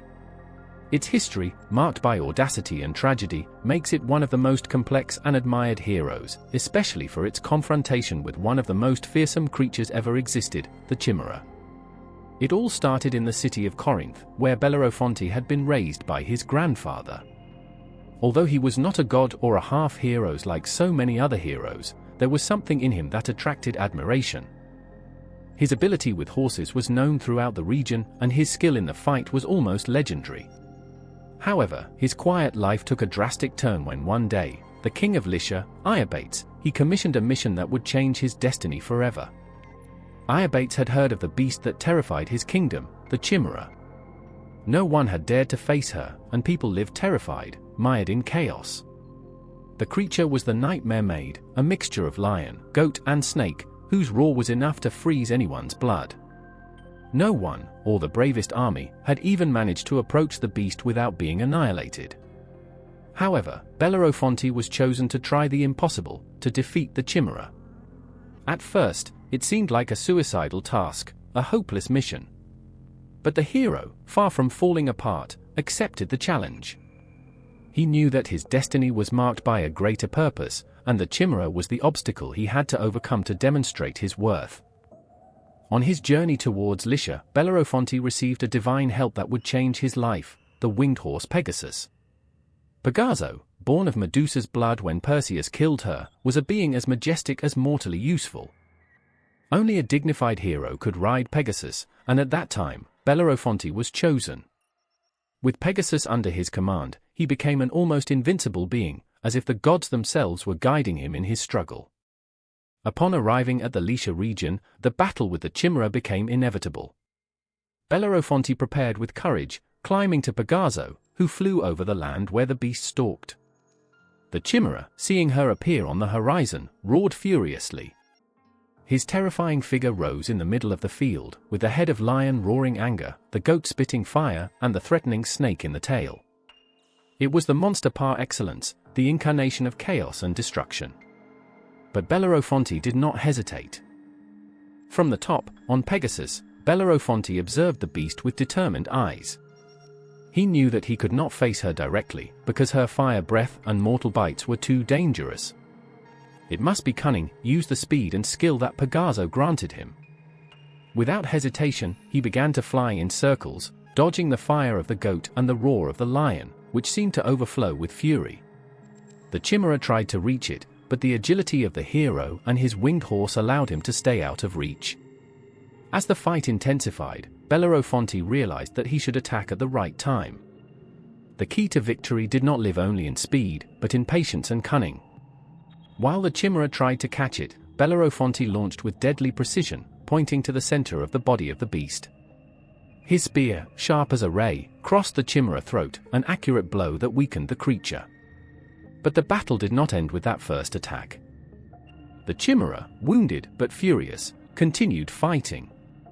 His breath was still burning, and his eyes shone with hate. Bellerophonte was not fooled by your appearance. With each maneuver, he surrounded the Chimera, attacking with his spear as he stayed away from his fierce strength. Finally, after a last and decisive blow, the creature collapsed, defeated, while his roar went out with the wind. The Chimera, the beast of multiple heads, had fallen. The land of Lycia, who had lived under his threat for so long, was released from his terror. Bellerophonte, with Pegaso's help, had done what no one could have done. He had defeated the most feared creature in the ancient world. The victory over Chimera was a milestone in Bellerophonte's life, but it was not the end of its history. Although the glory was granted, the shadows of destiny also arrived. Pride and arrogance would later take him to his fall when he tried to ascend to Mount Olympus, where the gods gave him a cruel lesson about the limits of humanity. But, for a brief moment, Bellerophonte was the hero who beat the impossible, the man who challenged one of the most scary creatures of Greek mythology and came out victorious. The history of Bellerophonte and its fight against Chimera has been told again and again, not only as a story of courage, but as a testament that, sometimes, what seems invincible can be defeated by courage and cunning. Bellerophonte was not a god, but his determination made him one of the greatest heroes of Greek mythology, an example that even common men can face the worst nightmares and get triumphant. The Chimera is not only a terrifying beast, but its figure is impregnated with a deep and complex symbolism within the Greek culture. Its existence represents more than a simple monster, it is a manifestation of the struggle between the ordered and the chaotic, the human and the monstrous, and the wild nature in front of civilization. In many ways, Chimera embodies fear and primary chaos, but also the possibility of victory over the impossible. First, Chimera is a hybrid creature, composed of several parts of different animals, lion, goat and snake. This combination of such disparate beings reflects the Greek notion of the monstrous as what is out of place, which does not fit in the natural order of the world. In Greek mythology, hybrid creatures such as Chimera were symbols of the other, of what cannot be understood, controlled, or explained. They represent the chaos that stalks outside the limits of civilization and order, a constant threat that defies the norms established by the gods and men. The lion, one of the Chimera heads, symbolizes strength, power, and aggressiveness. In Greek culture, the lion is an emblem of indomitable power, and its inclusion in Chimera underlines the fierce and invincible character of the beast. This lion's head also represents the danger of pride and excessive violence. It is the manifestation of a brute force, without control, that does not distinguish between friends and enemies, a reminder that excess power can be as destructive as any weakness. The goat, another of the parts of the Chimera, provides a symbolism related to destruction and disorder. In mythology, goats are not only associated with wild nature, but also with fire capacity and destruction. In the Chimera, the goat spits fire, a metaphor of how overflowing passions can destroy what is valuable, burn everything around it. This image connects to the fear of the irrational and to what cannot be controlled, such as the impulses that arise from the deepest of human nature. Finally, the snake, in the tale of the Chimera, carries with it a symbolism of betrayal, hidden danger, and slow death. In many cultures, snakes represent the poisonous, the treacherous, which stalks in the shadows waiting for the right time to attack. The snake poison not only kills physically, but also symbolizes the evil that is subconsciously infiltrates in the lives of people, slowly destroying everything it touches.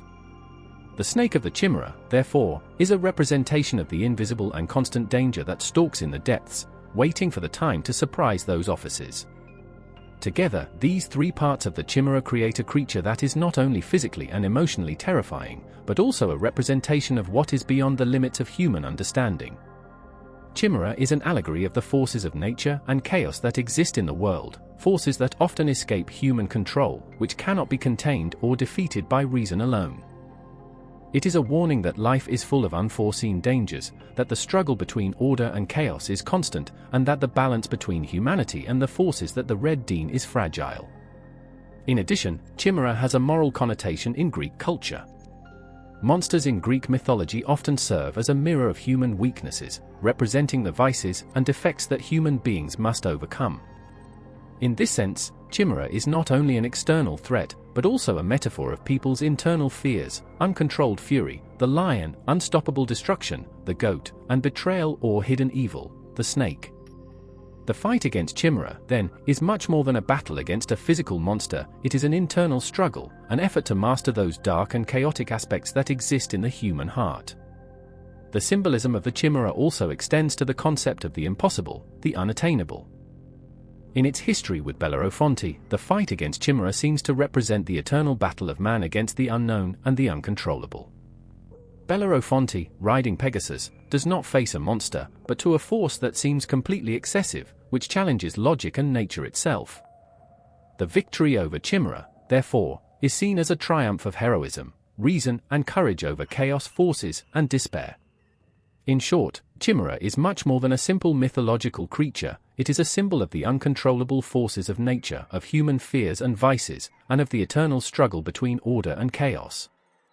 His figure as a hybrid monster reflects the complexity of the world, where the unknown, the irrational and the destructive lurk in every corner, but where there is also the possibility of facing it and overcoming it, however impossible it may seem. Through the Chimera, the ancient Greeks offered us a timeless representation of the fears and challenges that we all face, reminding us that, sometimes, the most scary can be defeated with courage and cunning. The sirens, enigmatic and fascinating creatures, have captured the imagination of humanity for centuries, becoming one of the most seductive and dangerous symbols of Greek mythology. Born from the sea, these creatures were known for their ability to enchant sailors with their angelic voices, but their beauty was just a mask for what really stalked in their hearts: death and destruction. The origin of the sirens dates back to the ancient Greek legends, where they were initially described as figures with the body of a bird and the head of a woman. However, over time, the image of the mermaid of beauty and monstrosity. His figure was both lovely and terrifying, a reminder of how the most tempting often hides a deadly threat. The sirens inhabited rocky islands, distant and lost in the middle of the sea, places where the calm of the ocean hid their real danger. His almost ethereal presence was a mystery that attracted navigators without them being able to understand the threat they represented. The sailors who passed near their islands never returned to the ground, and their ships crashed in the rocks, victims of a fatal destination.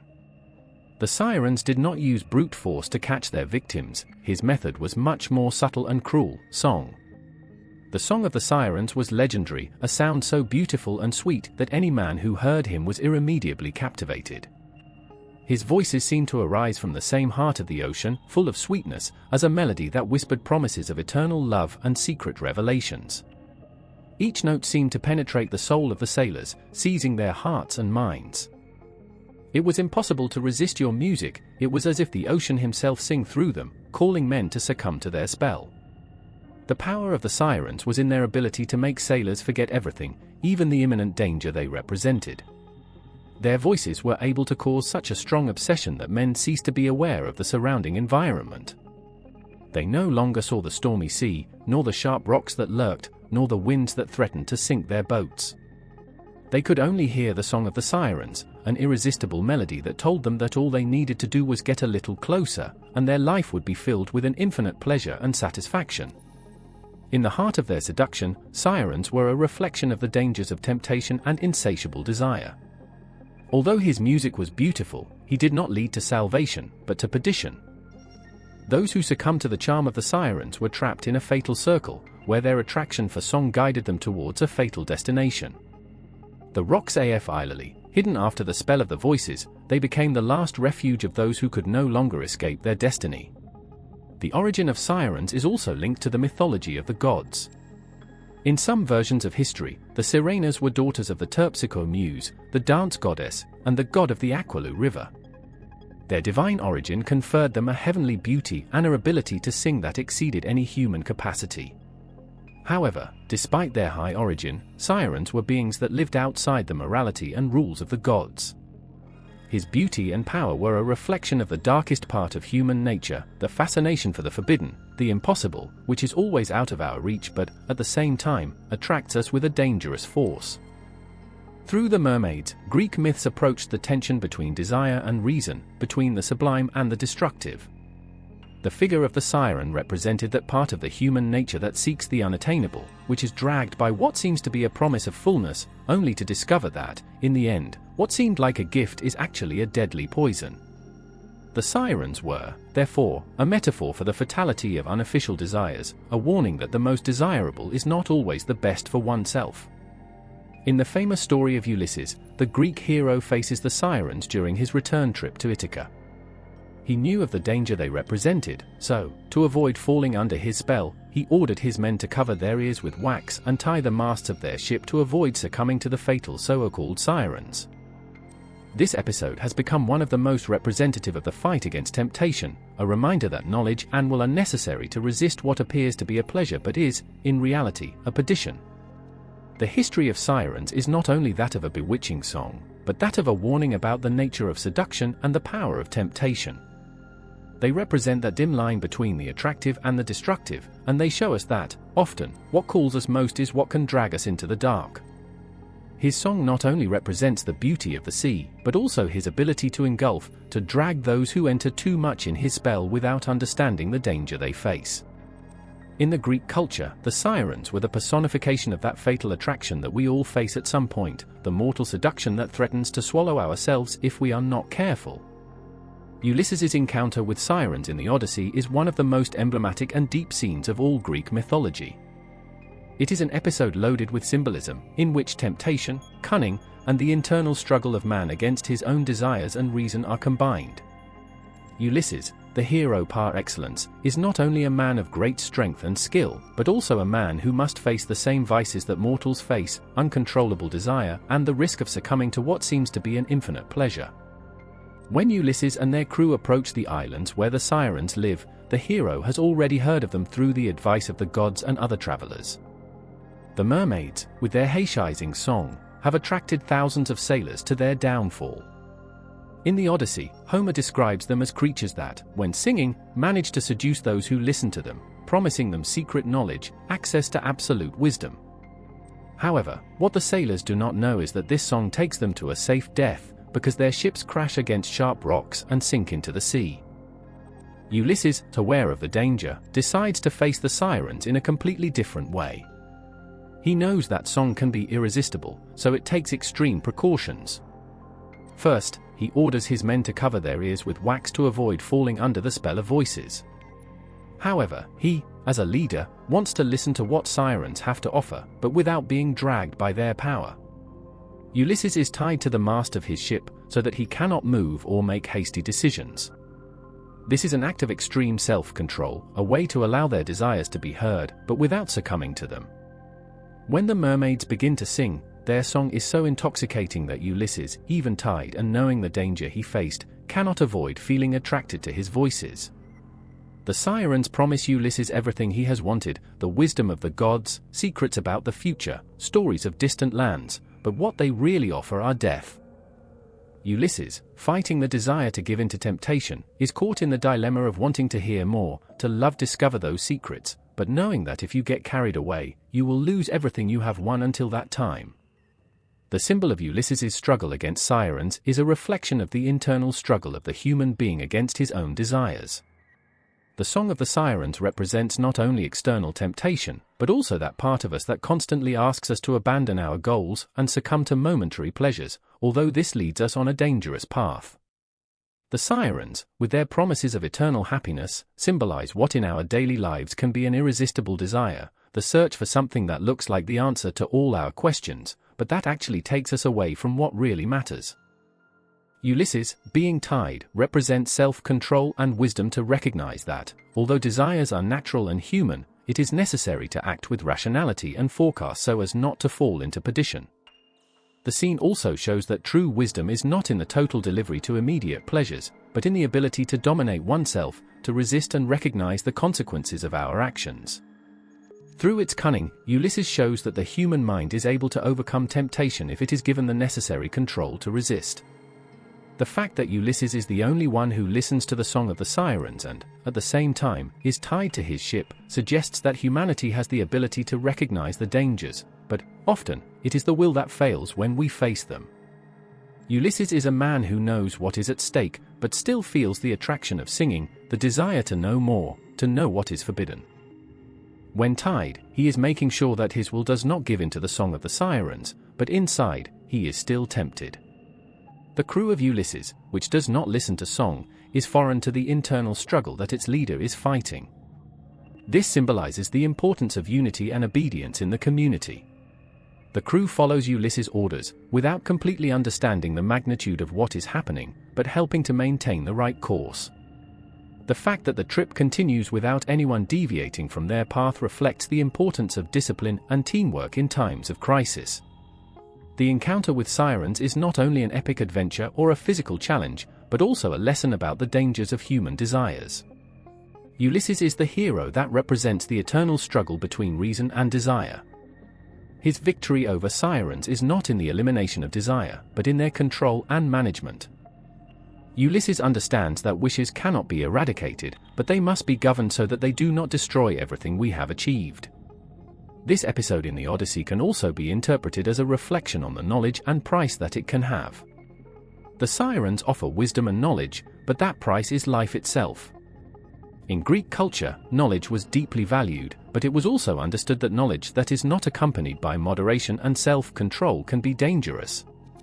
Knowledge, represented here by sirens, can be something seductive, but also mortal if you are sought without adequate prudence. The symbolism of sirens in the Odyssey is, ultimately, a representation of the temptation that we all face, a reminder that desires do not always lead us to happiness, but sometimes to perdition. Through the figure of Ulysses, Homer teaches us that true heroism is not to eliminate desires, but to be able to resist them when they move us away from our purpose and destiny. In the vast and mysterious Greek mythology, sea figures are presented as powerful symbols of natural forces, the unknown and the unpredictable. Among the most notorious creatures that inhabit the ocean, sirens and nereids occupy two very different places, both in their nature and in their function within myths. Although both inhabit the sea and have a connection with the waters, they represent opposite poles in terms of their relationship with human beings and the surrounding world. The contrast between these two figures not only highlights the different visions that the ancient Greeks had over the sea, but also how the ocean forces could be both a deadly danger and a source of beauty and protection. The sirens, creatures that are commonly associated with fatality and mortal seduction, are the antithesis of the nereids in many ways. While the mermaids are known for their heichising song, which attracts sailors towards their loss, nereids are generally seen as benevolent entities, associated with the protection of navigators and the calm of the sea. While the mermaids are destructive, using their beauty and voice as weapons to drag the home brace towards his death, the nereids are the daughters of god Nereo, a deity of the sea that embodies wisdom and goodness. They represent the positive of the sea, their ability to cure and protect, instead of their dark and dangerous side. The sirens are, in many ways, the manifestation of chaos and death in the sea. Their voices, like sweet songs, represent the irresistible temptations that sailors face when they are attracted to the unknown, the forbidden.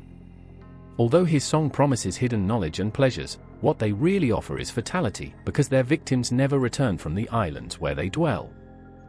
They are the incarnation of the uncontrollable and the fatal, a reminder of the risks of excessive desire. They are an echo of the darkest and most primary forces of the ocean, the furious wind, the uncontrolled storm, and the sharp rocks that are hidden under the surface. On the other hand, nereids are much more friendly representations of the sea.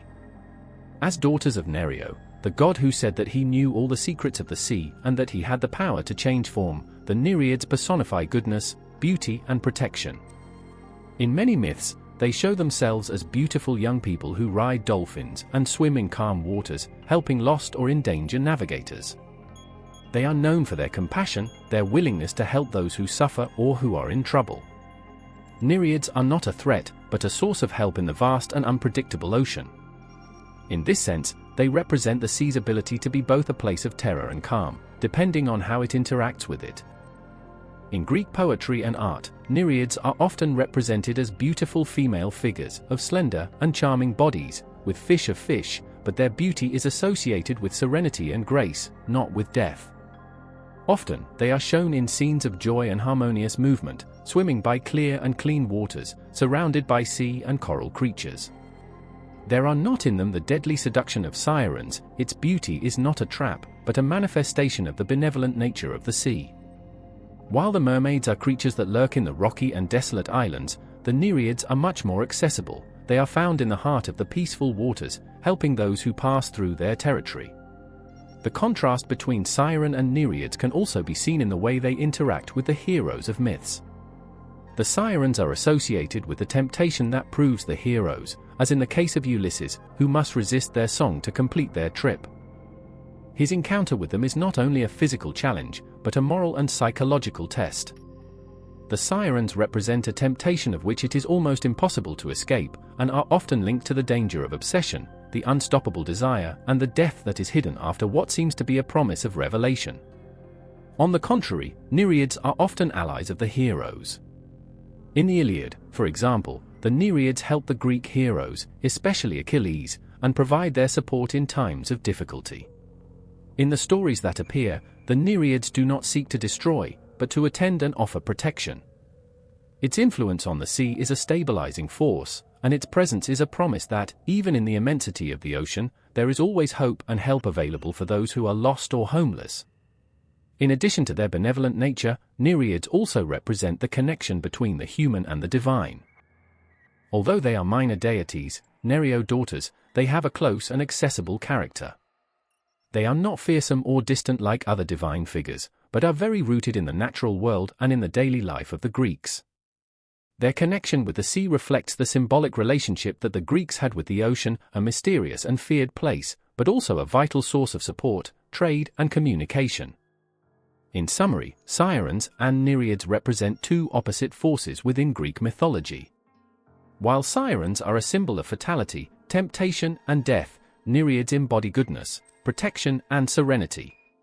In their contrast, these two figures show how the sea, in Greek mythology, was not only a place of darkness and danger, but also a source of beauty and hope.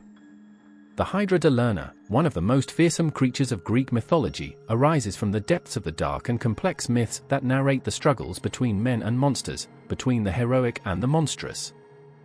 This beast of multiple heads is not only famous for its terrifying aspect, but also for the almost impossible challenge that he presented to Hercules, the hero who, as part of the famous 12 works imposed by King Eurysteo, had to face her. The history of the Hydra begins in Lake Lerna, a darkened sea place, where the waters were known for their depth and mystery. Lerna, according to myths, was a region associated with death and the supernatural.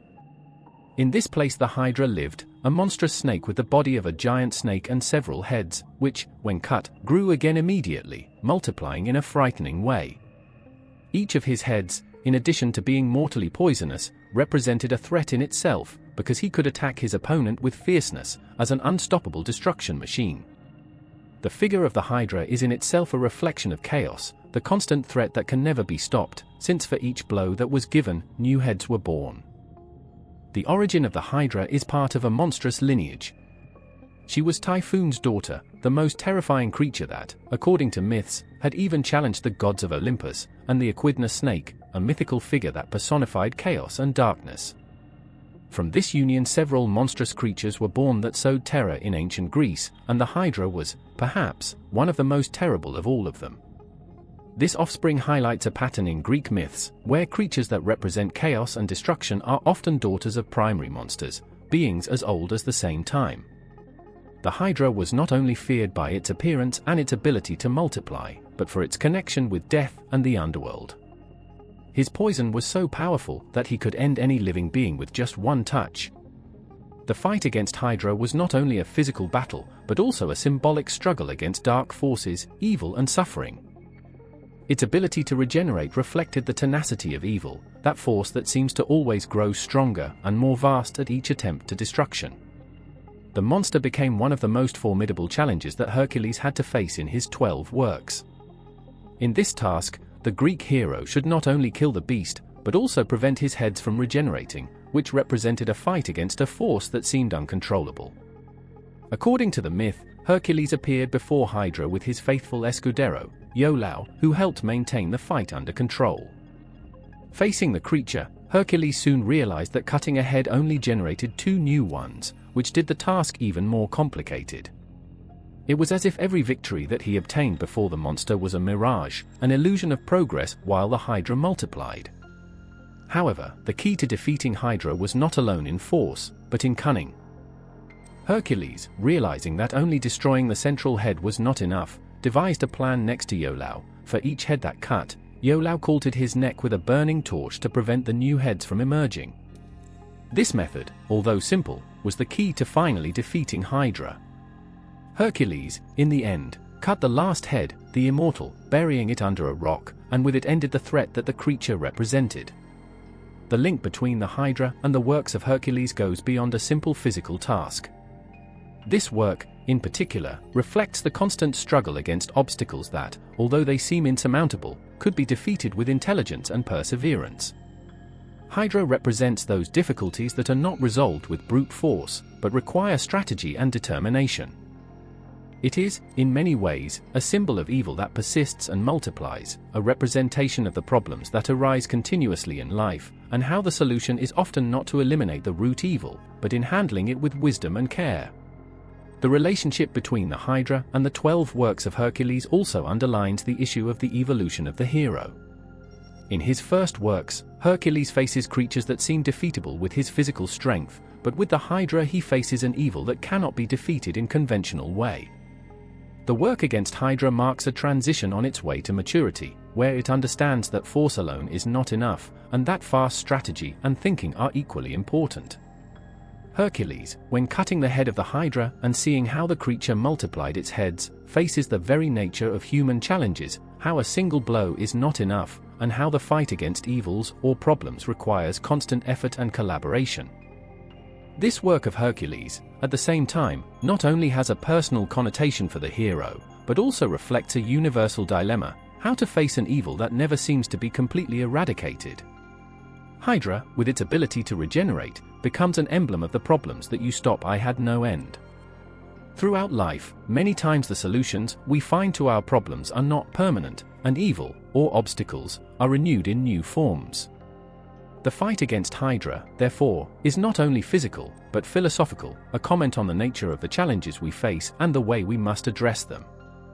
Finally, the myth of the Hydra de Lerna is one of those stories that leaves an enduring lesson. In life, sometimes the problems are not easily solved, and what seemed like a simple solution can become even more complex as we advance. However, with teamwork, intelligence and perseverance, even the most fearsome monsters can be defeated. Hercules' struggle against Hydra de Lerna is one of the most emblematic stories of his series of 12 works, a confrontation that not only reflects his huge strength, but also his cunning, perseverance and ability to overcome impossible challenges. This monster, with its multiple heads and its poisonous breath, was one of the most feared creatures in Greek mythology, a being whose threat seemed invincible and whose evil seemed inexhaustible. For Hercules, this work not only represented a physical task. Facing Hydra meant facing one of the most chaotic and destructive forces in the world. From the moment Hercules arrived at Lake Lerna, where Hydra inhabited, he knew that it would not be a common battle.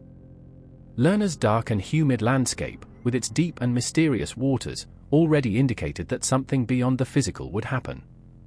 The Hydra lived there, in a cave mired in the shadows, waiting to devour anyone who dared to approach. But what he really did to Hydra was not only its size or its monstrosity, but the ability of his heads to regenerate. Every time one of his heads was cut, 2 more grew in his place, which made it an endless threat. Hercules, armed with his enormous strength and a strong determination, did not hesitate to approach the monster. He knew that a direct battle would not be enough, because his strength could not overcome a creature that multiplied his power with each blow. Thus, the confrontation began with a first blow, decapitating one of the heads of the Hydra. But instead of falling, the cut head was transformed into 2 new ones. Each blow seemed more powerful to the beast, multiplying its presence and danger. The fight became desperate. Hercules, exhausted and with the feeling that he was not advancing, realized that the only way to overcome the Hydra was not to cut his heads one by one. The problem was much deeper. It was not enough to destroy the visible part of the monster, as it would always be reborn. It was then that Hercules stopped. He reflected on what was happening and understood that he needed more than force to overcome the creature. It was there when his partner, Iolaus, suggested a solution that, although simple, was the key to triumph: cautiously the Hydra necks. With a plan in mind, Hercules began to cut the heads one by one, but this time, instead of allowing them to regenerate, he asked Iolaus to quickly burn the necks with burning torches. Every time a head fell, the neck was sealed with the fire, preventing the monster from multiplying its threat. The Hydra, unable to regenerate, began to lose power, and the fight, which previously seemed endless, finally took a turn in favor of Hercules. However, the battle did not end there. As he approached the core of the creature, Hercules found an even greater challenge. The Hydra had an immortal head, a head that could not be destroyed by any mortal means. This head, which was hidden and protected, seemed to be the heart of the creature, the source of its eternal power. Hercules, however, did not hesitate.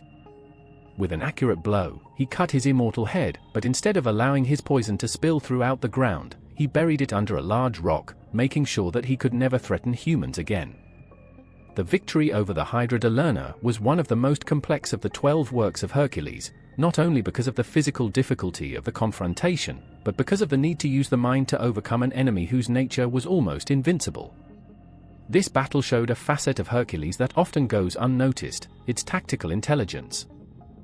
Although known by its strength and resistance, Hercules also had to learn to adapt, to be more than a simple muscles warrior, but a strategist capable of facing the unexpected. Hercules' struggle against Hydra is also a lesson about perseverance.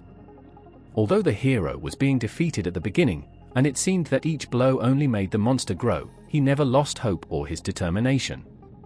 Each failure approaches it more to victory, and every moment of despair fed his willingness to continue fighting. Hydra, with its ability to regenerate, is a symbol of those endless problems that often seem to grow uncontrollably against us. But as in the history of Hercules, the key to defeating them is not simply trying to destroy them strongly, but to find a way of stopping their growth, cutting them into their root. In addition, this story reflects the confrontation of Hercules not only with a mythological creature, but with the darkest and most persistent aspects of life. The Hydra represents those evils that, although it seems that we eradicate them, they always return in some way. The hero, in his struggle, not only expires a physical monster, but expires the idea that problems are inevitable and indestructible. In the end, Hercules stands as a hero not only by force, but for his ability to see beyond the immediate and find intelligent solutions to adversity. Overcoming Hydra was a testimony of its growth as a hero and wisdom that he acquired throughout his work. The Hydra de Lerna, with its multiple heads that are regenerated and its deadly poison, is one of the most symbolic creatures of Greek mythology, a figure that transcends its monstrous character to become an emblem of human dilemmas and struggles. Throughout history, the Hydra has been interpreted in various ways in classical culture, not only as a physical threat that Hercules had to overcome, but as a metaphor that reflects the depths of the soul, endless challenges, and the complexity of the existence. First, Hydra embodies the notion of problems that multiply. Every head that Hercules cut did not disappear, but gave rise to 2 new ones. This aspect of the Hydra has been seen as a symbol of conflicts that seem irresolvable. The challenge is that, the more they try to face them superficially, the more they expand and intensify. It is chaos in its purest form, an enemy that grows with each attempt to fight it. In everyday life, Hydra can represent those problems that are complicated the more we ignore or address them without strategy, showing the need to find rooted solutions in reflection and deep understanding. Its ability to regeneration not only makes it fearsome, but also links it to the idea of the persistence of evil and difficulties. In classical culture, this is interpreted as a struggle between order and chaos, a recurring theme in Greek mythology. Hydra is not only a monster, but a natural force that cannot be easily contained, a representation of the endless cycles of conflicts and challenges that humans face throughout their lives. This idea of constant regeneration could also reflect the fears of the ancient Greeks towards what could not be completely controlled or destroyed, the forces of nature, fate, or even internal struggles. In addition, the Hydra symbolizes the dangers of what is hidden and rooted in the depths. His home, the dark lake of Lerna, is a place full of mystery and associated with the underworld. This location underlines the connection of the Hydra with the unknown, the forbidden and the uncontrollable. For the ancient Greeks, the lake and the Cueva de la Hydra represented a portal towards what is beyond life, a link with death and the supernatural. In this context, Hydra is more than a physical creature, he is a guardian of that threshold, a manifestation of collective fears towards what cannot be understood or seen with the naked eye. The connection of the Hydra with the poison also has a strong symbolism. Its poisonous breath and deadly blood reflect not only physical damage, but also the damage that can spread insidiously and invisible. In classical culture, this poison can be interpreted as a representation of hurtful words, malicious actions, or even destructive thoughts that, although apparently small, have the power to multiply and destroy. The venom of the Hydra, which persisted even after his death, is a reminder that some damages are difficult to eliminate completely, leaving permanent scars in the world. Hercules' struggle against Hydra has also been seen as a metaphor for the confrontation with the internal struggles and dark aspects of the psyche herself. Each head of the Hydra could be interpreted as a different facet of fear, anger, doubt, or guilt, emotions that, if they are not controlled, can multiply and overwhelm a person. By cutting each head and callbody wounds, Hercules is not only facing an external enemy, but is also imposing order and control over the most chaotic aspects of the lion human. In this sense, Hydra is a representation of the internal battles that we must all free at some point, and the solution that the myth presents is clear: face those problems with strategy, patience, and external help. In the philosophical field, Hydra has also been interpreted as an allegory of learning and growth. Every time Hercules fails when cutting a head without causing it, he learns a valuable lesson on how to overcome his opponent. This essay and error process underlines the importance of experience and adaptation in life. Hydra, therefore, is not only an obstacle, but also a teacher, a figure that forces the hero to evolve and become smarter in his focus. In the art and literature of antiquity, Hydra is often represented as an absolute threat figure, but also as a necessary challenge for the development of the hero. His presence in stories is not only to frighten, but to highlight humans' ability to overcome even the most apparently impossible adversities. In many representations, the Hydra is portrayed with an imposing ferocity, but also with a certain degree of dark beauty, which suggests a duality in its symbolism. It is both destructive and transformative, both an enemy and an opportunity for growth. Ultimately, Hydra is a powerful reminder that life challenges cannot always be faced with brute force. Their ability to regenerate forces the heroes, and those who listen to their history, to think beyond simple solutions and look for deeper and more permanent methods to solve the problems. It is a warning against impulsivity and a call to reflection, strategy, and patience. In this sense, Hydra remains a universal symbol, resonating in all cultures as a representation of endless struggles and human capacity to face them with intelligence and courage. In the heart of the Greek myth, between mystical landscapes and promises of immortality, is the imposing figure of the dragon Ladin, the eternal guardian of the golden apples of the Garden of the Hesperides. This dragon, endowed with multiple heads and a body that served as a colossal creature out of the darkest dreams, was not only a beast, but a living symbol of the boundary between mortals and gods, a being that protected one of the treasures more precious of the Olympics.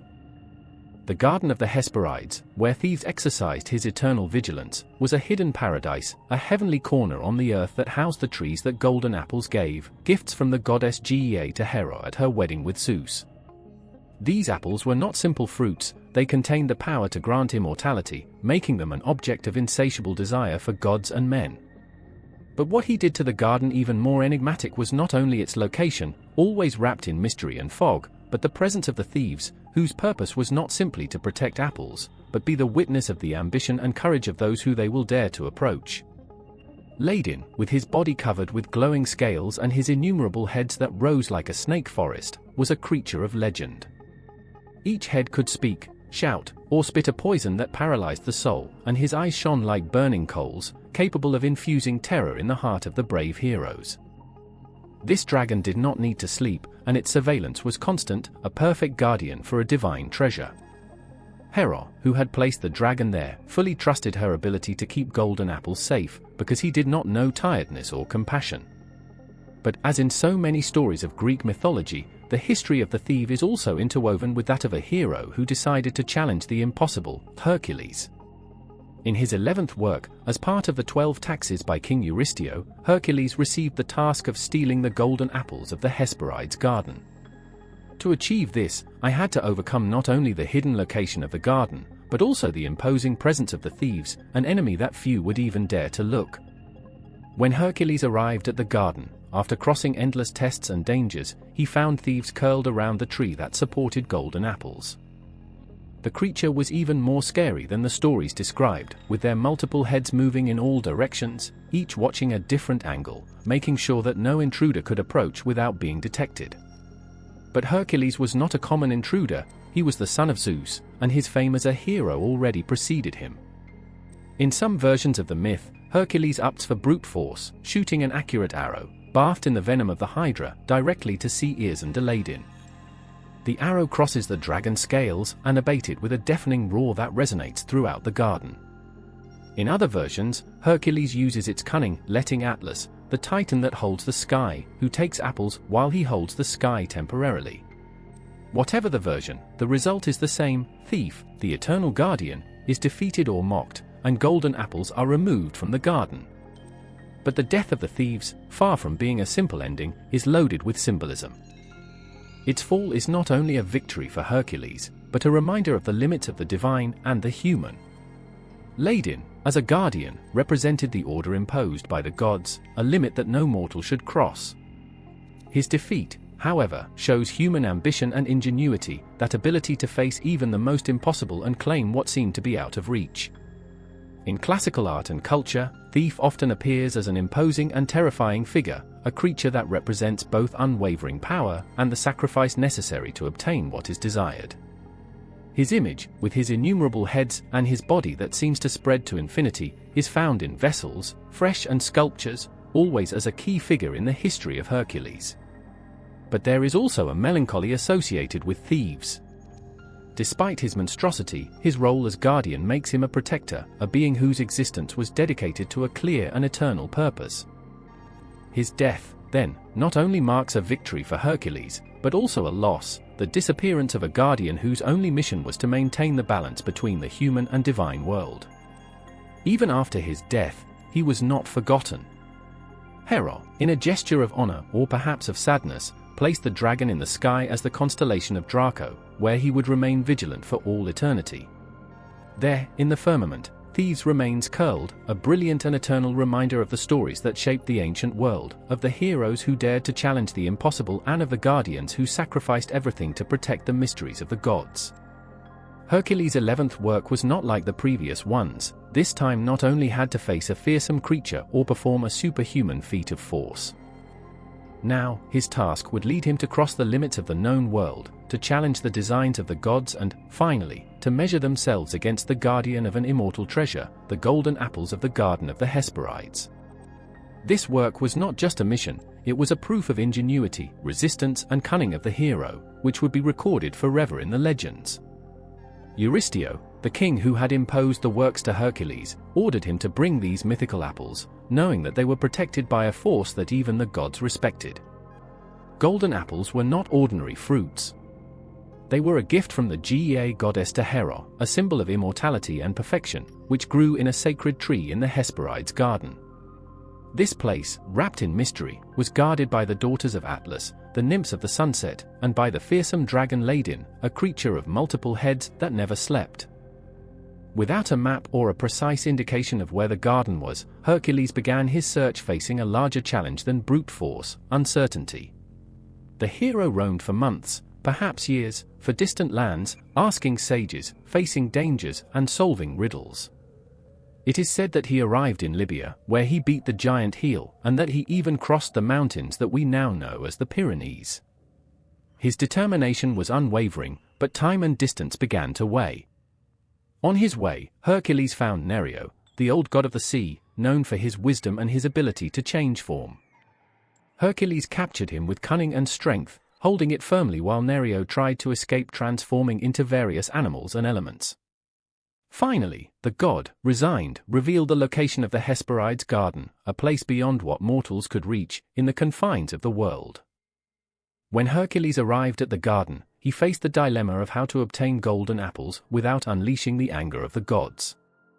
Laden, the dragon with multiple heads, was screwed around the sacred tree, watching each movement with eyes that shone as flames. Hercules knew that facing the dragon directly would be risky, even for him. At this point, the story takes different turns, depending on the versions of the myth. In one of the most popular versions, Hercules uses its arc and arrows, bathed in the venom of the Hydra de Lerna, to reduce the dragon from a distance. With lethal precision, shoot the heart of the Don, who emits a thunderous roar before falling. With the clear path, Hercules takes the golden apples and prepares to return. However, this version, although heroic, is not the only one. In another interpretation, more loaded with cunning and strategy, Hercules seeks the help of Atlas, the Titan condemned to hold the sky on his shoulders. Hercules reaches him and proposes a deal: he will hold the sky temporarily if Atlas agrees to take the golden apples of the Hesperides. Atlas, tired of his eternal load, accepts with enthusiasm and, upon entering the garden, gets apples without awakening the fury of the nymphs or thieves. However, when he returns, Atlas, relieved of his load, tries to leave Hercules with the task of holding the sky forever. Hercules, without losing calm, accepts to stay holding the sky, but asks Atlas to relieve him for a moment while adjusting a pad on his shoulders. The Titan, confident, takes up his position, and at that moment, Hercules collects the golden apples and leaves, leaving Atlas again trapped in his destiny. This cunning act shows that force was not the only resource of the hero, but also possessed a quick and strategic mind. With golden apples in his possession, Hercules returns to Eurystio, successfully fulfilling the penultimate of his works. But apples, being a divine gift, could not remain in the hands of mortals. In some versions, Athena intervenes and returns the apples to the Garden of the Hesperides, ensuring that the balance between the gods and men remains intact. The theft of golden apples was not only an act of courage and determination, but also a reflection of the complexity of the hero. Hercules not only faced monsters and titans, he also challenged the limits of knowledge and will, demonstrating that even the most impossible feats can be achieved with a combination of strength, ingenuity, and perseverance. Dragons in Greek mythology are not the creatures that we usually imagine today, those huge winged beasts that spit fire. In ancient Greece, dragons were much more complex figures, full of symbolism, mystery, and power. His presence in myths was not limited to the function of terrifying monsters, but used to be guardians, protectors of the most sacred secrets and treasures, figures deeply connected with the divine order and nature itself. The Greek word di with acute kn evokes an intense and vigilant-looking creature. In the myths, these dragons were often gigantic snakes, associated with the original, the immortal, the uncontrollable. His image could vary. Sometimes they were beings of multiple heads, such as Lerna Hydra; other times, guardians of impassable limits, such as the thief in the Garden of the Hesperides. Beyond their form, dragons represented strength that humans could not fully understand: eternity, surveillance, chaos, or even cosmic balance. The symbolism behind dragons in Greek mythology is deeply intertwined with their role as protectors. Every time a dragon appears in a myth, it is usually linked to the protection of something sacred or inaccessible: a tree of immortal fruits, a forbidden place, or a knowledge banned to mortals. This role as guardians makes them liminal figures, beings that guard the boundary between the human world and the divine. In a sense, facing a dragon was to face the order imposed by the gods, challenging the limits of what humans could reach. One of the most famous examples is Thebes, the dragon of multiple heads that protected the Garden of the Hesperides. This dragon was not only a guardian, but a symbol of the balance between the human and the divine. His presence guaranteed that golden apples, symbol of immortality and divine power, remain out of the reach of mortals. The death of Thebes at the hands of Hercules, although heroic, also represented a break of this balance, a time when humans crossed a line that the gods had carefully drawn. On the other hand, there is the figure of the Hydra de Lerna, a dragon series with multiple heads that were regenerated every time they were cut. The Hydra did not protect a tangible treasure, but an poisoned territory, an area of death and desolation where even the air was contaminated. In this case, the Hydra represented a destructive and persistent force, a reminder that chaos always finds a way to regenerate, to return, to challenge any attempt to control. Hercules, by defeating her, not only demonstrated her strength, but also the human ability to face the uncontrollable, although the venom of the Hydra continued to have an impact even after her death. The Thief and Hydra dragon are perhaps the best known, but they are not the only dragons that appear in the Greek myths. There is the dragon that guarded the source of Ars, defeated by Cadmo when he founded the city of Thebes. Cadmo sowed the dragon's teeth on the earth, from which armed men, that swordifors, emerged, who fought with each other until only a few left. This myth shows another facet of dragon symbolism, its connection with the death and rebirth cycles, with fertility and creation through chaos. In other stories, dragons also have a more neutral role, even benevolent. In the myth of Medea and Jason, Medea uses a dragon to protect the golden fleece, ensuring that no one could take it without their permission. Here, the dragon is not an enemy, but a tool of the power of Medea, an extension of his will and his connection with the supernatural. Greek art and literature reflect this symbolism in fascinating ways. In the fresh and ceramics, dragons often appear curled, with their serpentine bodies extending like rivers that flow between the worlds. His presence is monumental, almost immovable, and his eyes, always open, seem to pierce the borders of the visible, as if they could see both the present and the future. In poetry and epic, dragons are described with a language that combines astonishment and terror, as creatures that transcend human understanding. Dragons, in Greek mythology, are not simple monsters that must be defeated. They are symbols of something much bigger, the natural and cosmic forces that humans cannot control, the limits imposed by the gods, the balance between order and chaos. Each confrontation with a dragon is a metaphor of human struggle to overcome these limits, to achieve the unattainable, for challenging destiny itself. And yet, no matter how much the heroes defeat these creatures, dragons never disappear at all. Their stories remain, their bodies transformed into constellations or their legacies inscribed on the earth itself. Because dragons, like the myths that contain them, are eternal. They will always be there, curled up in the shadows of human imagination, watching, waiting, reminding us that some limits exist not to be crossed, but to be respected. In the mountains and plains of ancient Greece, stories of a creature were told that combined the elegance and ferocity of several beings in one, the Sphinx. His figure not only caused admiration, but also fear, and wherever he appeared, he left an indelible brand in the memory of men and legends. Greek Sphinx is not simply a monster, but an entity full of meaning, a guardian of hidden knowledge and a symbol of the intellectual challenges faced by human beings. The Sphinx, according to Greek mythology, was a hybrid creature. His body was that of a lion, majestic and strong, his wings, those of an eagle, gave him an air of heavenly greatness, and his face was human, with penetrating eyes and lips that could articulate words loaded with mystery.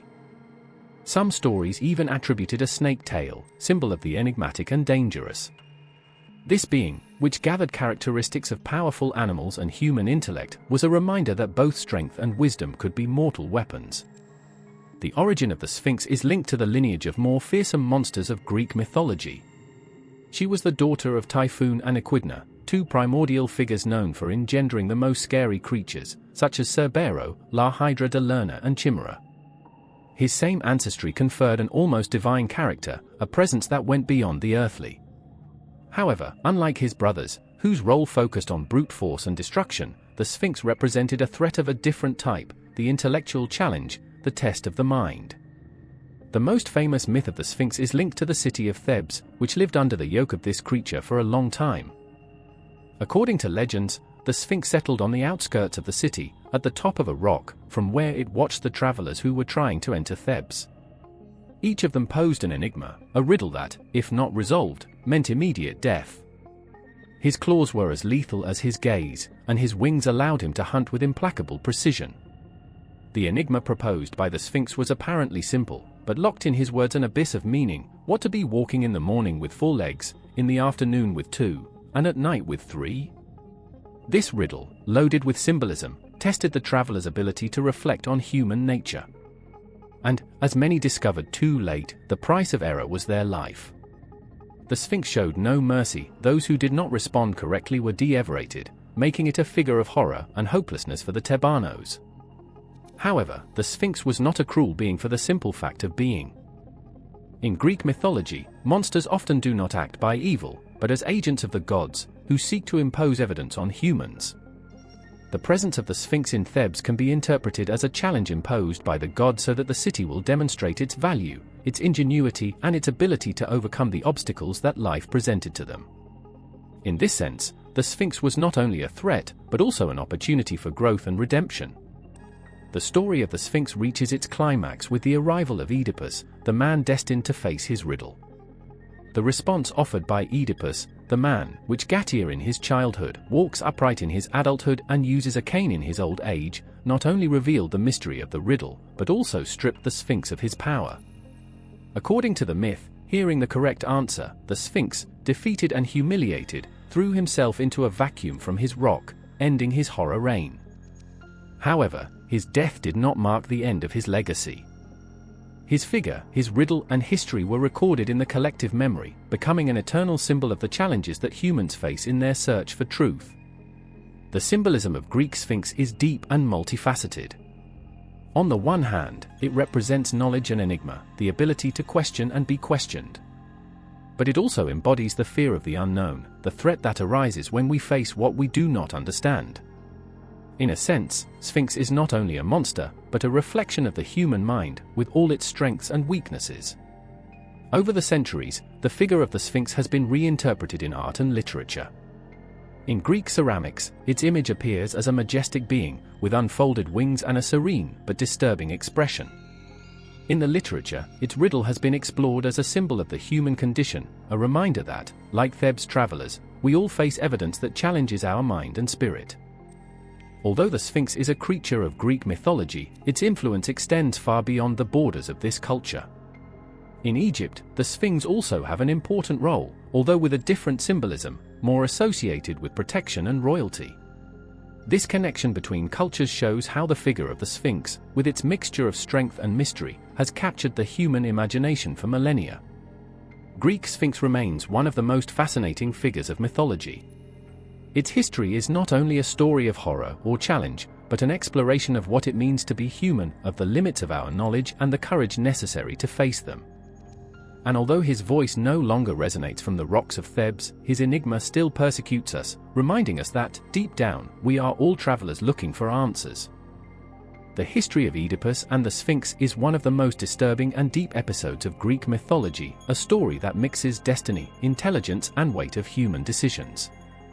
In the heart of this narrative it beats a dilemma that goes beyond the riddles. It is a confrontation between the human mind and the enigmatic forces that control the universe, between the ability to reason and the limits imposed by a destiny that seems inescapable. On the outskirts of Thebes, the Sphinx reigned with a silent and scary power. Sitting on top of a rock, he watched the roads with his penetrating eyes and full of judgment. It was not a creature to attack by instinct, as a lion or an eagle would, but a calculator, whose main weapon was the riddle that no one could solve. His presence was not only a physical threat, but a psychological blockade. While the Sphinx was there, Thebes would remain trapped in a state of uncertainty and terror. Travelers and inhabitants lived under the constant shadow of being challenged and, when failed, face a safe death between the claws and fangs of the creature. The city was on the verge of collapse. No one dared to face the Sphinx, and those who tried it failed miserably. The riddle, although apparently simple, enclosed a depth that seemed impenetrable. What to be walking in the morning with 4 legs, in the afternoon with 2, and at night with 3? The enigma, a reflection of the life cycle, was a challenge that tested not only intelligence, but also the ability to understand the very essence of human existence. It was then that Oedipus, a man marked by a dark destination since his birth, arrived in Thebes. He had spent much of his life fleeing from the prophecy that announced that he would kill his father and marry his mother, ignore do that, in his escape, had already begun to fulfill it. His path took him to the doors of the city, where he found the Sphinx, an imposing and enigmatic figure that stopped him with his gaze and his voice full of authority. For Oedipus, this encounter was not only an obstacle on his way, but a proof that would determine his destiny and that of all Thera. The Sphinx, faithful to his role, raised the riddle. Oedipus, with the calm of who is accustomed to reflecting on complex issues, listened carefully to the words.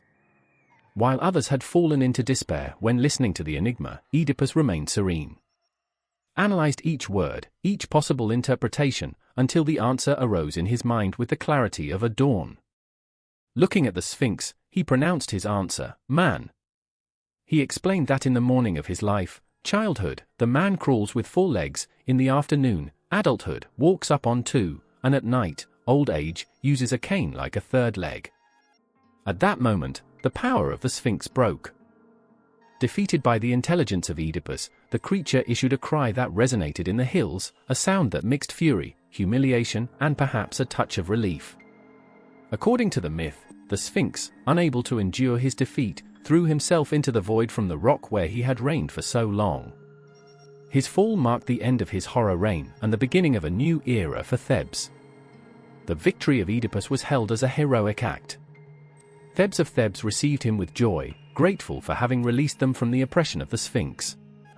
As a reward, Oedipus was appointed king of the city and was granted the hand of Jocasta, the widow queen, without knowing that she really was her mother. Thus, the confrontation with the Sphinx, although apparently a victory, marked the next step in the fulfillment of the tragic prophecy that had persecuted Oedipus since his birth. The encounter between Oedipus and the Sphinx is more than a simple mythological anecdote, it is a moment loaded with symbolism and meaning. The Sphinx was not only a creature that devoured those who could not solve their riddle, but also a mirror that reflected the limitations of human understanding. His enigma was a reminder that life itself is full of questions for which the answers are not always obvious, and that the act of looking for those answers can change the course of our existence. For its part, Oedipus represented human intelligence and courage, but also vulnerability to destiny. His ability to solve the Sphinx riddle made him a hero, but he did not save him from the consequences of his actions or the weight of the prophecy that pursued him. In a sense, the Sphinx was not only an obstacle on its path, but also a warning: even the wisest and most brave of men cannot escape the destiny that the gods have woven for him. The fall of the Sphinx brought peace to Thebes, but also marked the beginning of a tragedy that would resonate through the centuries. In Greek mythology, monsters like Sphinx do not exist simply to be defeated, they are evidence, lessons, reminders that life is an enigma that can only be resolved by facing it with courage, wisdom and, sometimes, with a touch of resignation to the inevitable. The figure of the Sphinx has fascinated humanity for millennia, and its influence on art and literature is a testimony of the symbolic power that this creature contains. Since its appearance in Greek myths, the Sphinx has been more than a monster or an adversary. It is a living enigma, an amalgam of strength, mystery, and intelligence that invites both admiration and fear. His legacy has transcended time and cultures, leaving deep traces in the ways in which humans interpret intellectual and existential challenges. In the art of ancient Greece, Sphinx frequently appears in ceramics, fresh and sculptures, almost always represented as a majestic and threatening figure. The images often show it with their characteristic body of lion, eagle wings, and human face, often in a surveillance or stalking position, as if they were on the verge of raising its famous riddle. These representations not only capture their imposing physique, but also the aura of mystery that surrounds it. In some vessels and amphorae, you can see the Sphinx in scenes that evoke their encounter with Oedipus, sitting on a rock while the hero reflects on the riddle. Palpable tension in these works reveals the perception of Sphinx as a symbol of intellectual confrontation, a challenge that, if it is overcome, leads to lighting, but if it is failure, to destruction. Classical Greek literature also immortalized the Sphinx as an emblem of the inscrutable. The tragedies of Sophocles, especially Oedipo Rei, they make it a key piece in the narrative of Oedipus's destiny. Although its presence is brief in terms of action, its impact is deep. It represents the first obstacle that Oedipus must overcome to achieve his destiny, and at the same time, it is the one that begins his path to tragedy. In this sense, the Sphinx is not only a mythological creature, but an event catalyst, an agent of destiny that reveals both the ingenuity and the vulnerability of the protagonist. With the passage of time, the figure of the Sphinx expanded beyond the limits of Greek mythology, finding a prominent place in other artistic cultures and traditions. During the Renaissance, an era marked by the revaluation of classic myths, the Sphinx again emerged in paintings, sculptures, and engravings. Renaissance artists, fascinated by the issues of knowledge, mystery, and destiny, used it as a symbol of the search for answers in a world full of questions. In the works of teachers such as Giulio Romano and Andrea Mantegna, the Sphinx appears in allegorical contexts, associated with the wisdom and the secrets of nature. Modern literature also found in the Sphinx a rich figure in interpretive possibilities. Authors such as Jean Cocteau and Sigmund Freud reinterpreted the myth of the Sphinx and its riddle to address issues of psychoanalysis, identity, and the unconscious. For Freud, in particular, the Sphinx and its riddle represented the cycle of human life and the stages of development, a reflection of the fundamental questions we face about who we are and where we are going.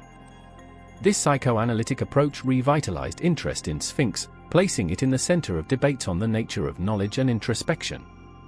In the artistic field, the Sphinx continued to evolve.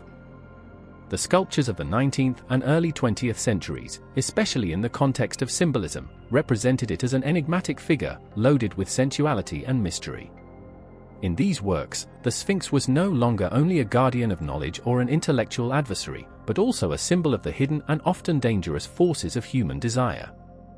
The paintings of artists such as Franz von Stuck and Fernand Knopf capture this facet, showing the Sphinx as a hypnotic and disturbing figure, a presence that challenges not only the mind, but also the heart. Cinema and contemporary literature have not been immune to the magnetism of the Sphinx. Movies, novels, and fantasy series have resumed the image of the creature to explore themes of riddles, challenges, and secrets. The Sphinx appears as a guardian archetype, a figure that tests the protagonists and symbolizes the threshold between the known and the unknown. In some cases, his image is reused as a protective figure, while in others his terrifying and enigmatic character is returned. The symbolism of Sphinx has also influenced fields beyond art and literature. In philosophy, it has been used as a metaphor for the essential questions of human existence, those that do not have easy answers and demand a deep reflection.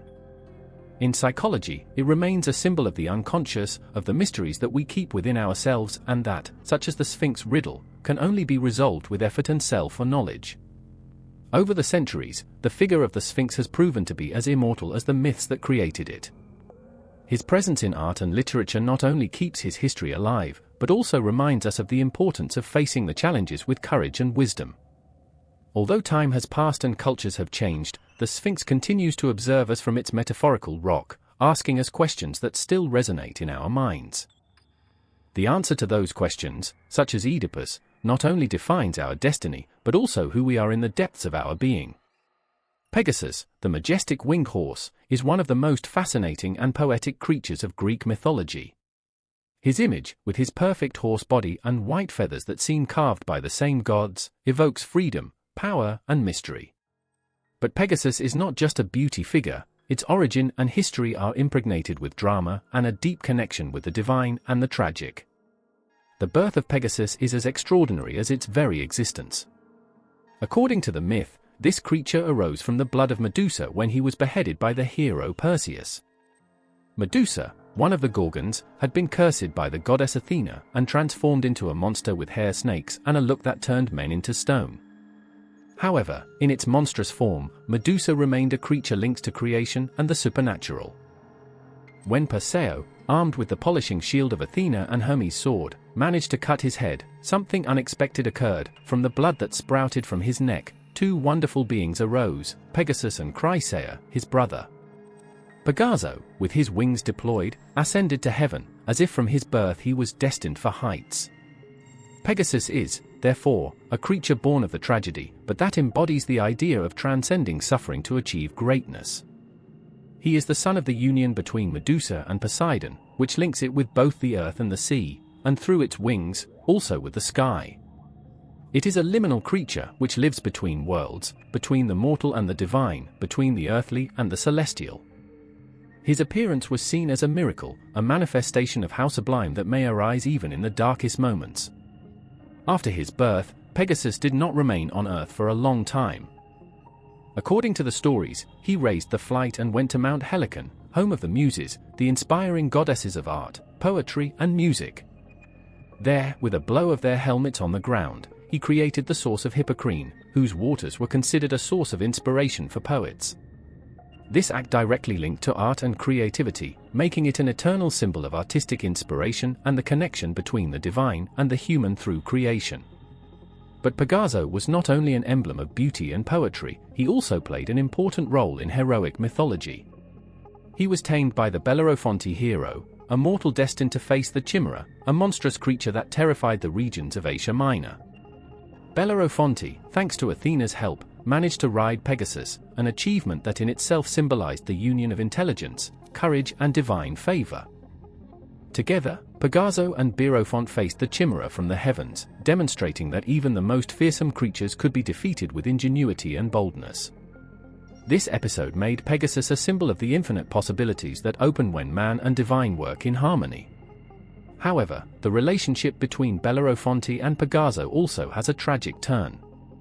Intoxicated by its success and anxious for more, Bellerophon tried to fly to Olympus, the dwelling of the gods, mounted in the Pegasus. This act of hubris, or excessive, enraged Zeus, who sent an insect to chop the Pegasus and make it fall. The winged horse, faithful to its divine nature, did not suffer damage, but Bellerophon fell to the ground and was punished with a life of loneliness and misery. Pegaso, on the other hand, was received in Olympus, where Zeus honored him by making him a bearer of his rays and, eventually, he immortalized him as a constellation in the night sky. Thus, Pegaso freed himself from the limits of the earth and became an eternal presence, visible from anywhere in the world. Pegasus was not only a creature admired in his time, but his symbolism has endured over the centuries. It is the epitome of freedom, of the ability to rise above the challenges and reach new heights. His connection with the Muses has made him a favorite symbol of artists and poets, who see in him a representation of the inspiration that comes from divine and unattainable sources. At the same time, its history with Bellerophon is a reminder of the need for humility and respect for superior forces, a lesson on the dangers of excessive ambition. The image of Pegasus has transcended Greek mythology to become a universal symbol. In literature, art, and popular culture, it remains a figure that captures imagination. From the epic poems of antiquity to modern stories, Pegasus continues to inspire those who seek to fly higher, dream bigger, and find beauty even in the middle of chaos. In the heart of its history, Pegasus is more than a winged horse, it is a representation of human aspirations. His flight is a reflection of mortals' desire to achieve the divine, to overcome limitations, and explore the impossible. But it is also a warning: although we can raise ourselves to the heights, we must always remember where we come from and respect the limits that define us. And so, Pegasus continues to ride, not only in heaven, but in the dreams of all those who seek to rise beyond the ordinary. The connection between Pegasus and Bellerophon is one of the most fascinating and symbolic stories of Greek mythology, a story that unites man and divine in an extraordinary collaboration to face apparently impossible challenges. This link between the majestic winged horse and the courageous hero is a testimony of the power of courage, intelligence, and favor of the gods, although it is also a warning about the dangers of excessive ambition. Bellerophon, son of King Glauco de Corinto, was a young man who embodied the virtues of the heroes of his time: strength, skill, and unwavering will. However, it was also impetuous and ambitious, characteristics that would lead to both glory and tragedy. His story begins with a crime: his brother's accidental death, an act that forced him to seek purification in the court of King Preto, in Tirinto. But there, the fate of Bellerophon would take an unexpected turn. Preto's wife, Antia, fell in love with the young hero, and when he was rejected, he falsely accused him of trying to seduce her. Preto, unable to kill a guest due to the sacred laws of hospitality, sent it to the court of King Iobates de Lycia with a sealed letter that requested its execution. Instead of killing him directly, Iobates decided to entrust Bellerophon an impossible task: face the Chimera, a terrifying beast that terrified the region. The Chimera was a monstrous creature with a lion's head, goat body, and snake tail, which exhaled fire and destruction wherever it passed. It was clear that no mortal could defeat it unless you have the help of the gods. This is where Pegaso enters, the winged horse born from the blood of Medusa. It was said that Pegasus was indomitable, that no human hand could control it, but also that whoever managed to mount it would get an ally without equal. Athena, the goddess of wisdom, intervened in favor of Bellerophon, recognizing its value and need. One night, the goddess appeared to her in dreams and handed her a gold brake, a divine artifact that would allow Pegasus to tame. Athena also told him to look for the horse in a fountain near Mount Helicon, where he used to drink. Following the instructions of the goddess, Bellerophon found Pegasus at the fountain and, thanks to the gold brake, managed to mount it. The moment when the hero and the winged horse joined was almost magical. Pegaso, a creature of a free and heavenly nature, allowed a mortal to guide him, demonstrating that even the indomitable can be conquered with cunning and divine grace. Mounted in Pegasus, Bellerophon became more than a man, he was now a warrior with the power of heaven in his favor. The battle against Chimera is the climax of this story. Flying on Pegasus, Bellerophon attacked from the heights, avoiding the brutal flames and attacks of the beast. He used his spear to hurt the Chimera in his vulnerable points, taking advantage of the advantage that Pegasus gave him to stay out of his reach. Finally, he managed to introduce a lead block into the throat of the creature. When the Chimera exhaled her fire, the lead melted and suffocated it, ending her terror reign. This heroic act not only saved Lycia, but also he spent the rest of his life as a vagabond, away from the glory he had once known. Pegasus, on the other hand, continued its existence as a divine creature. After the fall of Bellerophon, he rose to Olympus, where Zeus welcomed him and turned him into his bearer of rays. He also immortalized him in heaven as a constellation, an eternal reminder of his greatness and his connection with the heavenly. The story of Pegasus and Bellerophon is a story full of contrasts. On the one hand, it is a symbol of what mortals can achieve when they have the favor of the gods and the value to face the impossible. On the other, it is a warning about the dangers of forgetting one's limitations and challenging superior forces. The relationship between the hero and the winged horse reflects both the greatness and the fragility of the human spirit, a lesson that continues to resonate through the centuries. Over the centuries, Pegasus has been much more than a mythological creature, it has become a universal symbol of freedom, inspiration, and creativity. From the first representations in ancient Greece to its presence in modern art, the majestuoso winged horse has captured the imagination of artists, writers, and thinkers of all times. His image, always imposing and elegant, is loaded with meaning, evoking both the ability to transcend human limitations and connection with the divine forces and the power of art. In ancient Greece, Pegaso began to be represented in ceramics, sculptures, and reliefs.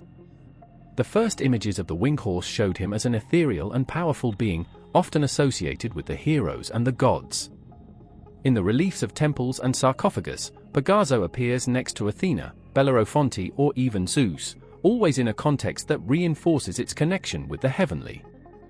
The technique of Greek artists to capture the movement of their wings and the energy contained in their muscular body reflected the fascination with this creature that seemed to challenge all the laws of nature. Pegasus's symbolism in antiquity was deeply linked to the Muses, the goddesses of artistic inspiration.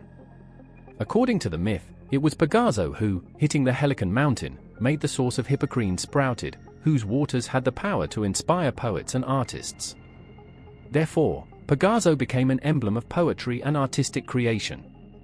For the Greeks, the figure of Pegasus was not only a reminder of the divine, but also of the human ability to achieve greatness through imagination and creative effort.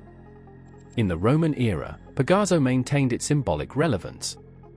The Romans adopted many of the Greek ideas about art and mythology, and Pegaso was represented in mosaics, fresh and coins. His image remained associated with inspiration and transcendence, but also acquired a new meaning as a symbol of victory and power.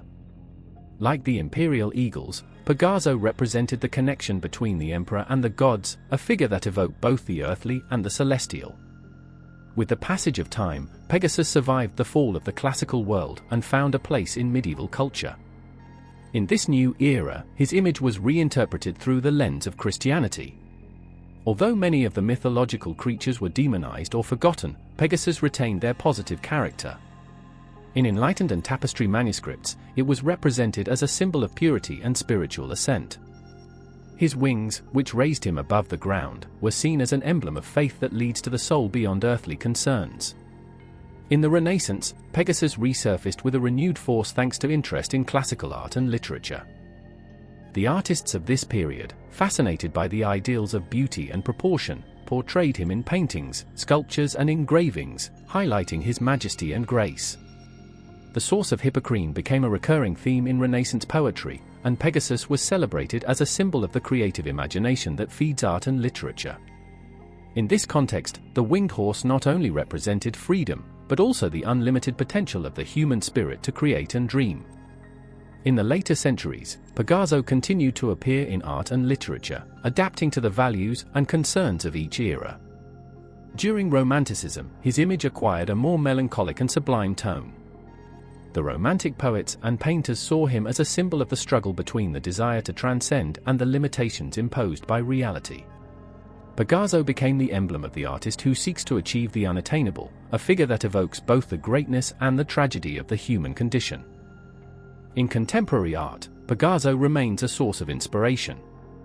His figure appears in sculptures, murals, and graphic works, often reinterpreted with new meanings.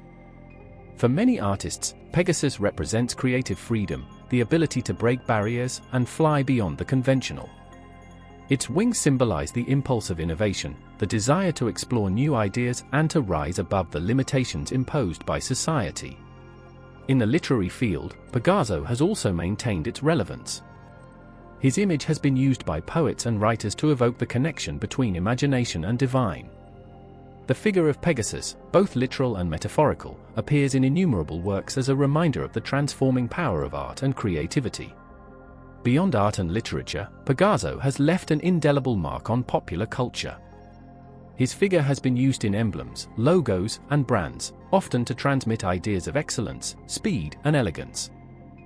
Although these modern representations sometimes lack the symbolic depth of the ancients, they continue to evoke the power of the Pegasus image to capture the imagination.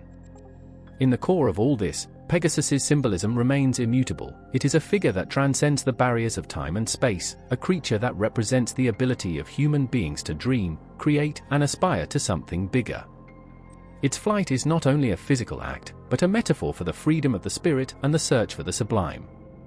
Pegasus, with its wings extended, remains a reminder that, although we can be limited by our circumstances, there is always the possibility of raising and reaching new heights. In the vast and complex Greek mythology, Artemis stands out as one of the most enigmatic and powerful deities, being the goddess of hunting, nature, and protection of young people.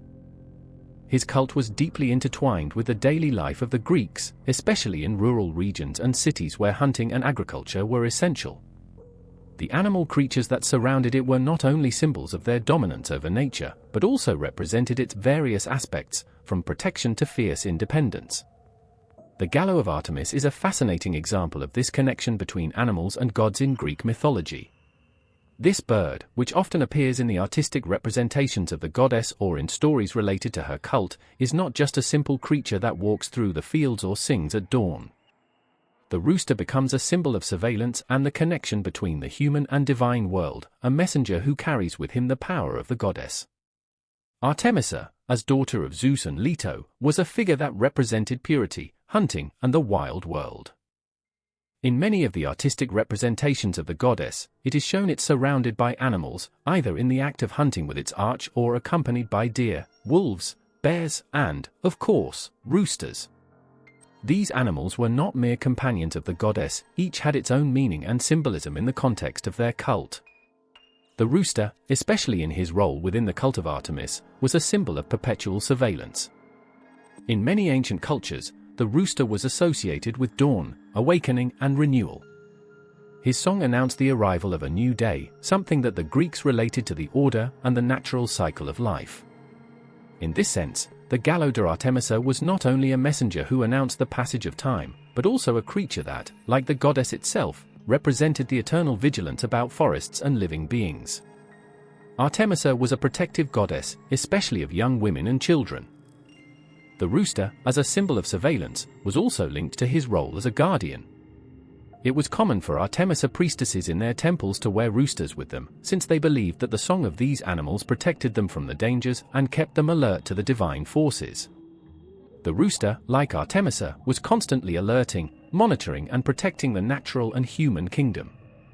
In a more symbolic context, the rooster was also associated with fertility and renewal, two very important aspects in the cult of Artemis. Although the goddess was mainly related to hunting and wild nature, she was also a protective of the life and fertility of the earth. The roosters, when singing at dawn, symbolized the rebirth of light and energy, reflecting the constant renewal of life that the goddess supervised. In some representations, it was believed that the singing of the rooster, similar to that of Artemis at the end of its hunts or ceremonies, announced a new stage of growth and abundance for fields and lands. The gallows de Artemisa also had a symbolism related to the cycle of life and death.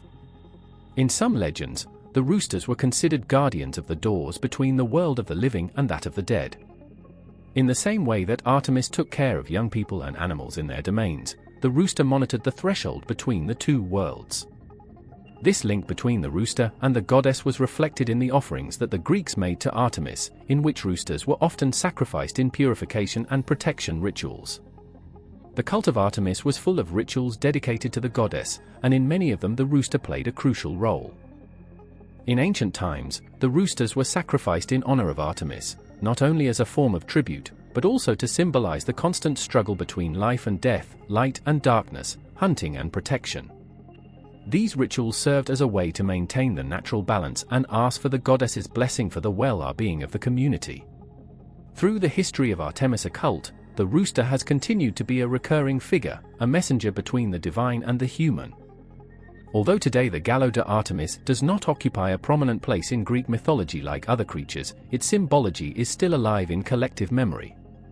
It is a symbol of the connection between nature and the human world, of protection and surveillance, and of the renovating force of life that Artemis represented.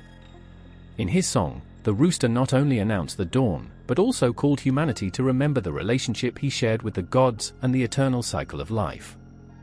In the heart of Greek mythology, where heroes face evidence that challenges the limits of human and divine resistance, the lion of Nemea occupies a specially feared and revered place.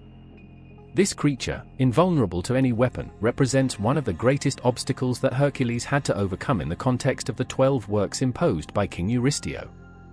Nemea's lion was not only a formidable monster, but its history was impregnated with a deep lesson about the fight against the impossible and the power of determination. Nemea's lion was a colossal, fierce, and terrifying beast who lived in the mountains near the city of Nemea. His skin, so thick and strong, was impenetrable, which gave him almost mythical invulnerability. No human or divine weapon could hurt him, and therefore became a terror for the inhabitants of the region. Often it was said that the lion attacked with such a fury that he left behind a trail of death and destruction. In his wake, he not only terrified mortals, but his single presence represented a challenge without a solution, a mystery of nature that seemed to have no end. When King Eurystheus commissioned Hercules for the first job, killing the lion of Nemea, the young hero faced the paradox of a task that seemed impossible. Hercules, known by his huge strength, prepared for the mission with his usual courage and determination. But soon he realized that his incredible physical power would not be sufficient against a beast whose skin could not be penetrated or by the most sharp of weapons. Hercules, then, faced the lion with an ingenuity that rivaled his strength. At first, he tried to use his arch, his arrows, and his sword, but could not make a dent in the lion's skin. The animal attacked him with fury, but despite his size and power, Hercules did not lose his calm. Instead of depending on his weapons, the hero made a bold and risky decision: he would fight melee with the beast. Using his great skill and superhuman strength, Hercules managed to catch the lion in a fierce fight, and finally, with his naked hands, he strangled the creature until he was lifeless. This first work of Hercules, apparently simple in terms of its mission, became a vital lesson about the need to adapt to the impossible. The skin of the lion, so impenetrable, turned out to be its own trophy. Hercules, not willing to let the victory over the lion be just an ephemeral event, decided to use the skin as a mantle that would protect it in its future feats. In this way, the Nemea lion layer became a symbol of invulnerability, something that represented not only its physical triumph over the creature, but its ability to face and overcome the greatest challenges with cunning and perseverance. The history of the lion of Nemea stood out in Greek mythology, not only by the force and courage of Hercules, but also for what it represented in symbolic terms. The lion, like many mythological monsters, was a manifestation of the primitive fears of human beings.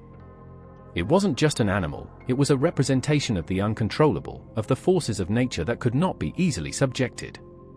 The lion not only attacked, but overflowed logic and expectations, as something that could not be defeated by reason or simple effort. The victory of Hercules over the lion of Nemea, however, not only reflected the dominance of force over the beast, but also the importance of adaptability.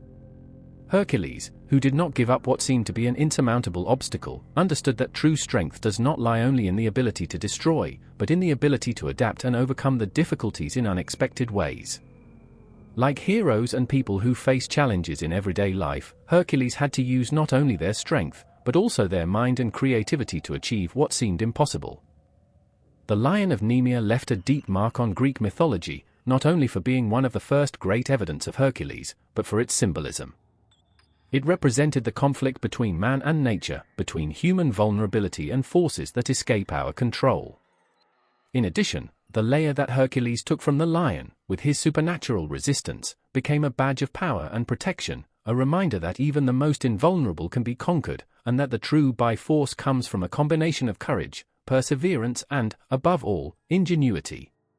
Thus, the Lion of Nemea was not only a beast that represented a physical challenge for Hercules, but also a figure that overflowed the expectations of the possible, teaching the ancient Greeks that the victory over evil and the indomitable does not always win with brute force, but with adaptability, determination, and intelligent use of available resources. This story resonated in the minds of the Greeks, becoming an unparalleled example of how perseverance and ingenuity can overcome the most frightening obstacles. The encounter between Hercules and the Lion of Nemea is one of the most intense and emblematic scenes of all Greek mythology, encapsulating the very essence of what it means to face a seemingly insurmountable challenge. This hunt was not only a matter of brute force, but a battle that tested the limits of human courage, creativity, and adaptability to what seemed impossible. In this story, it was not only about killing an invulnerable beast, but about transforming a fight or death struggle into a lesson that would resonate over time. Nemea's lion was not just any animal. In mythology, this monster is presented as a majestic and terrifying creature, whose skin was impenetrable to arrows, swords, or any weapon known to men. Not only was it invulnerable, but it was also full of fury and violence. In his path, he destroyed everything around him, and his mere presence sowed terror among the inhabitants of Nemea. However, what terrified the creature was not only its physical strength, but the fact that no one had managed to defeat it. The lion represented the invincible, the unattainable, which could not be overcome by simple mortals. When Hercules was assigned by King Eurysteo to capture or kill the Lion of Nemea as part of his 12 works, he faced one of the most arduous evidence of his life. At first glance, many might have thought that, with their superhuman strength, the task would be easy for him. However, when arriving in Nemea, Hercules soon realized that conventional weapons would not help. Neither his arc, nor his sword, nor his arrows could penetrate the skin of the lion. It was clear that victory would not come through traditional methods. At first, Hercules tried to attack the lion with his arrows, but they bounced without doing any damage. The lion, enraged, lashed out at the hero, and the two engaged in a fierce fight. The claws of the lion were mortal, their blows could tear human flesh, and their jaw possessed a force capable of splitting bones. But Hercules' instinct was not only that of a warrior, but that of a thinker. Upon realizing that their weapons were useless, Hercules adopted a completely different strategy. Instead of depending on his arrows or his sword, Hercules used his physical strength and cunning. Without fear, he approached the lion and faced him melee. In a fast and precise movement, he managed to catch the animal with his hands and, with an amazing force, began to strangle him. At first, it seemed that the lion was in advantage, with its wild force and its speed. But the resistance of Hercules, his ability to adapt to combat, and his implacable determination gave him the victory. After a brutal fight, the lion finally succumbed to Hercules' hands, and the hero killed him, becoming the first to defeat the creature. The importance of this encounter does not lie only in the brutality of the battle, but in how Hercules challenged what seemed impossible. Nemea's hunting is a clear example of how the heroes of Greek mythology were not only strong, but also intelligent and capable of thinking beyond obvious solutions. Hercules not only used his physical strength to fight the lion, but had the wisdom of understanding that the brute force alone was not enough to overcome such a formidable creature. It was his ingenuity and his ability to adapt what finally allowed him to get victorious.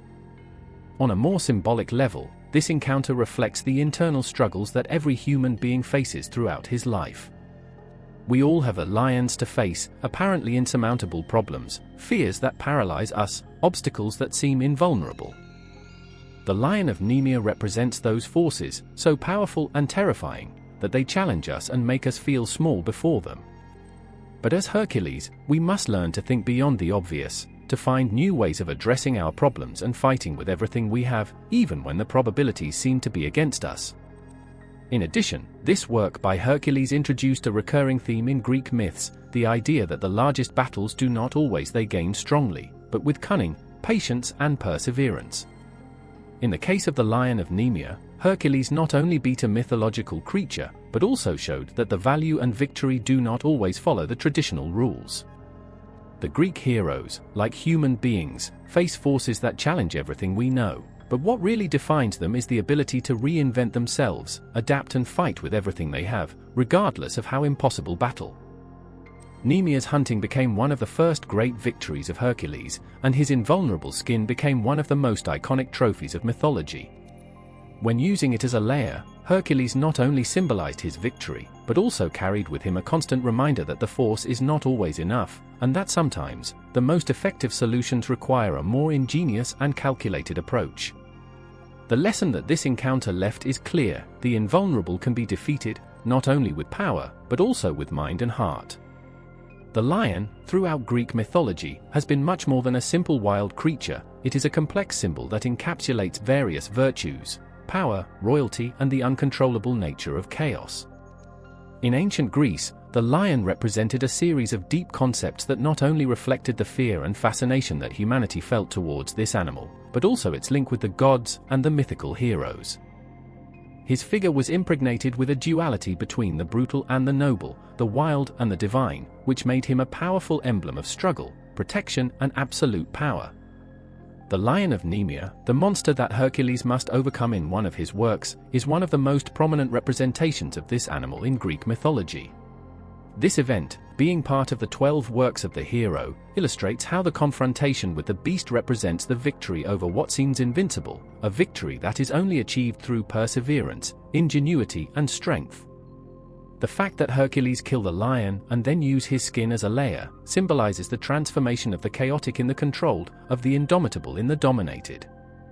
When carrying the lion's skin, Hercules connected with the power of the creature, but also submitted it to his will, a reminder that man, even before the most scary and powerful, has the ability to overcome adversity and conquer his deepest fears. At more general level, the lion is also a constant symbol of royalty and power in Greek mythology. In many ancient cultures, not only in Greece, the lion associated with the figure of the monarch as the king of animals. The majesty, the strength, and courage of this animal made it the emblem of the supreme authority. In ancient Greece, kings and rulers often adopted the lion as a symbol of their sovereignty, showing themselves as powerful figures that not only ruled on humans, but also controlled the forces of nature. The lion represented royalty, not only for its imposing appearance, but also for its ability to protect, hunt, and dominate. In addition, the lion has a narrow connection with several mythological deities and heroes. In particular, it is associated with Hercules, who in his first job must hunt the Lion of Nemea.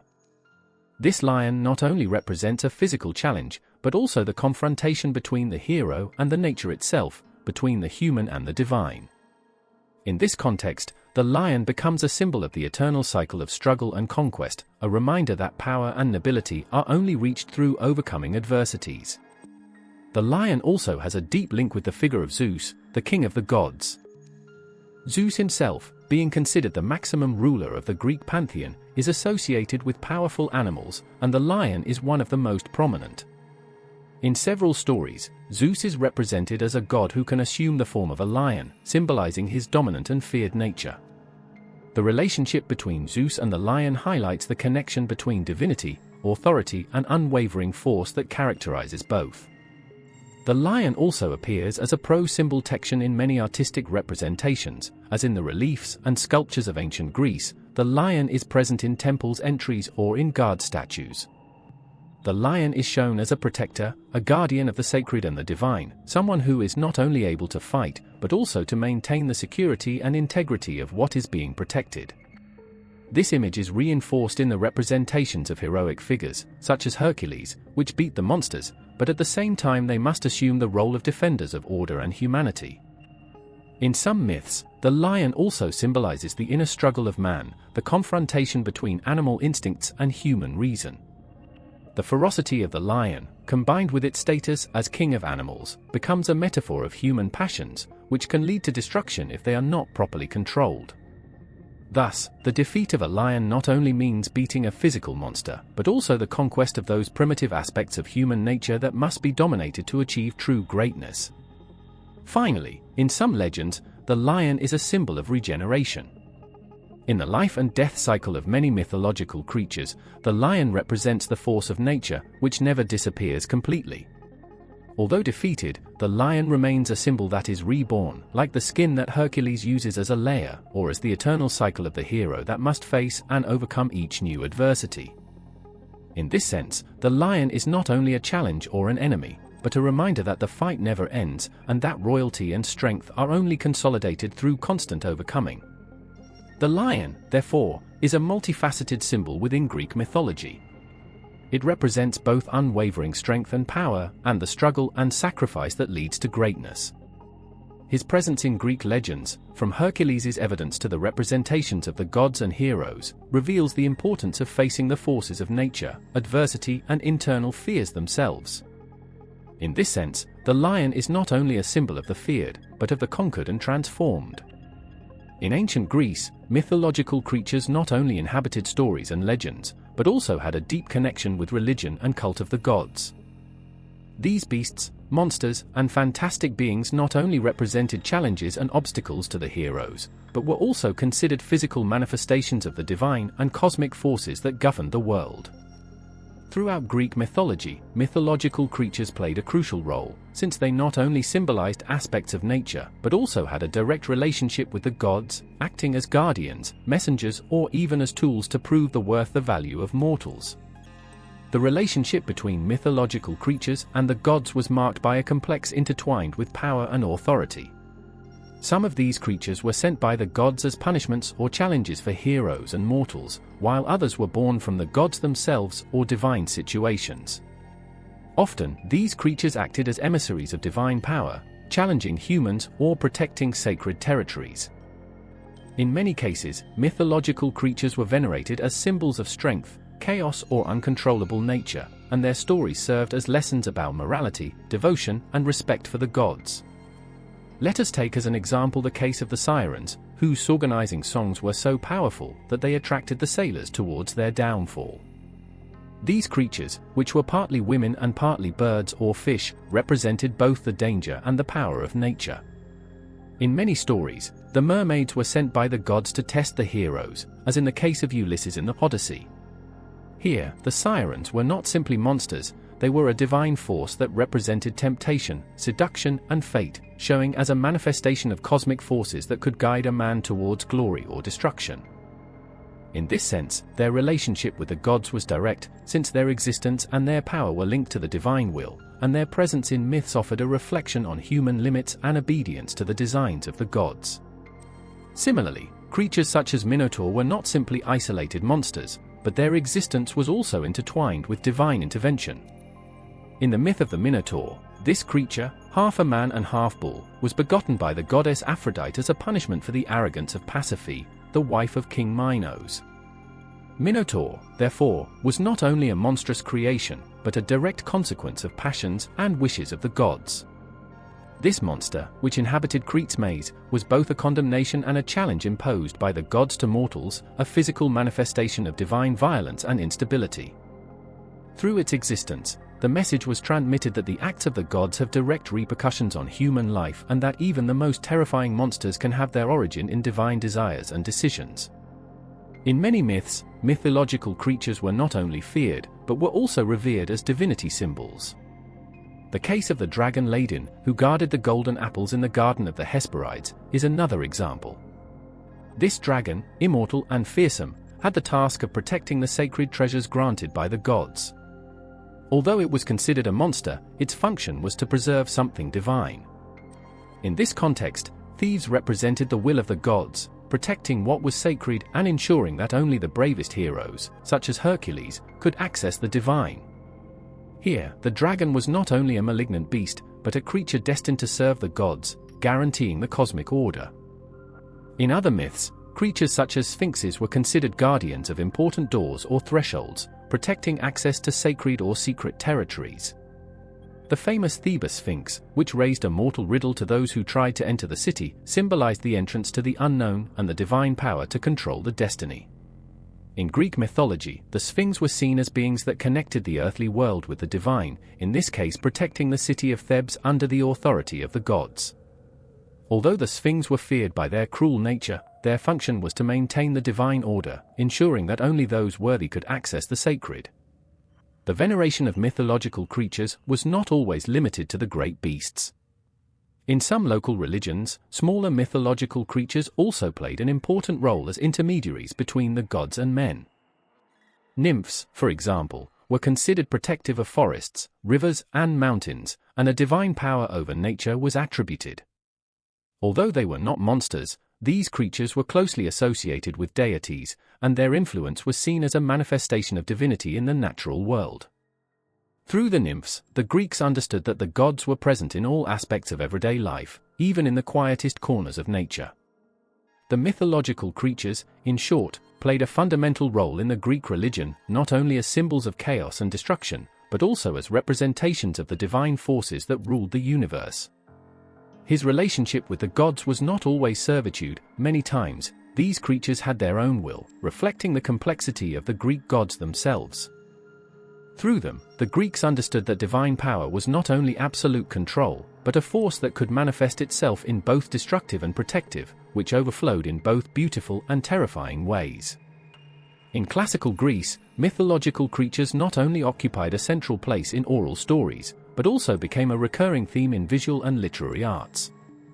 These creatures, both fearsome monsters and fantastic beings of great beauty, became a powerful tool for artists and writers to explore themes of the divine, the human, and the supernatural. From the columns of the temples to the epic verses of the Iliad and the Odyssey, the mythological creatures not only served to fill the space of the imagination, but also represented aspects of the human condition, the cosmic order, and the struggles between mortals and the gods. The artistic representations of mythological creatures, such as sirens, dragons, or Minotaur, were not simply decorations, but elements loaded with symbolism and meaning. In Greek ceramics, for example, hero scenes facing monsters or gods were common and reflected the epic struggles of myths. Painted vessels, sculptures, and reliefs not only documented the action of myths, but also transmitted teachings on courage, honor, and consequences of challenging the divine order. In many pieces of art, creatures were represented dramatically and exaggeratedly, with details that underlined their fantastic and terrifying nature. The Minotaur, half a man and half bull, was often represented in the context of Crete's labyrinth, an image that evoked the confusion and chaos that this creature represented. Greek artists used these representations to explore the fear of disorder and the unknown, in addition to underlining the danger that stalked on the borders of the human and the divine. Art also used these creatures to explore tensions between the human and the divine. Heracles' famous sculpture fighting Nemea's lion, for example, not only represented the physical force of the hero, but also underlined the struggle between man and wild nature, a struggle that in many cases looked like a metaphor of the relationship of humans with the gods. Greek art was full of heroic figures facing legendary beasts, and often these fights represented more than a simple physical battle. They were a visual representation of internal conflicts, the challenge against adversity, and the relationship between fate and free will. Greek literature, meanwhile, used mythological creatures to explore deep issues about human being, fate, and suffering. In epic as the Iliad and the Odyssey of Homer, the creatures were not only part of the mythical landscape, but were symbols of the evidence that the heroes had to face. The sirens, with their deadly song, represented temptation and death, more than a simple threat. Similarly, in the Odyssey, Ulysses' confrontation with Siren symbolizes not only an external struggle, but an internal battle against seduction and loss of control, a deeply human issue. The tragic poets also explored the role of mythological creatures in human destiny. The famous Thebes Sphinx, which offered a mortal riddle, symbolized the inevitability of destiny and divine power over human life. In tragedies, mythological creatures were often used to highlight human weaknesses, such as arrogance or lack of wisdom, and how these qualities could lead to destruction, a common theme in the works of Sophocles and Euripides. The struggle with creatures was not only a physical struggle, but a confrontation with the errors and limitations of the human being. Mythological creatures in the literature not only represented adversaries, but could also be used to explore philosophical issues. In Plato's dialogues, for example, creatures were sometimes invoked as metaphors to discuss morality and virtue. Plato, although he was not a tragic poet, understood that these mythological figures served as powerful allegories, representing complex aspects of human psychology and ethics. In epic literature, heroes like Hercules and Perseus faced monsters such as Lerna and Medusa Hydra, creatures whose defeat represented something much bigger than physical victory. The fight against Hydra, for example, was not only a matter of brute force, but of cunning and resistance, since with each head that Hercules cut, 2 more grew. This characteristic of Hydra not only reflected the chaos of the natural world, but also the endless evidence of life itself, in which the hero should use more than just his strength to succeed.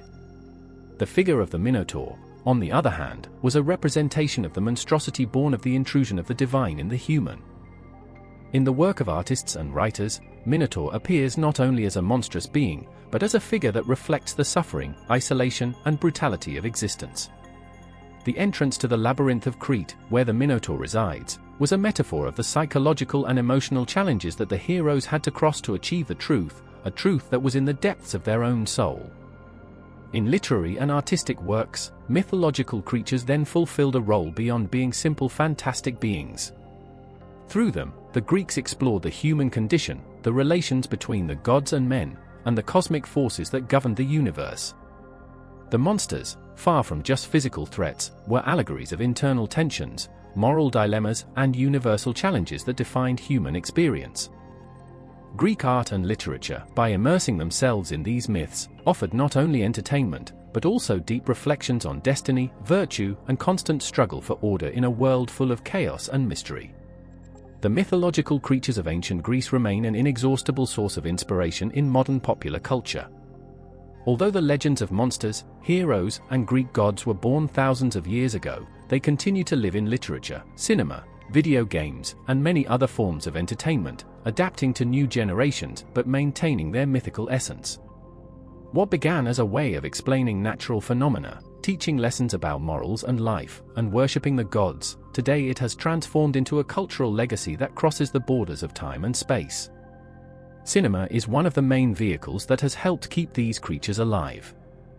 From the epic adaptations of Greek myths in Hollywood films, such as Titan's Fury, 1981, and its most modern version in 2010, to films based on the universe of Percy Jackson, mythological creatures have been integrated fascinatingly in contemporary visual culture. Characters such as the Minotaur, the jellyfish, the thief dragon, and the mermaids have been recreated with dazzling special effects, bringing their ancient stories to the big screen with new turns and in reimagined stages.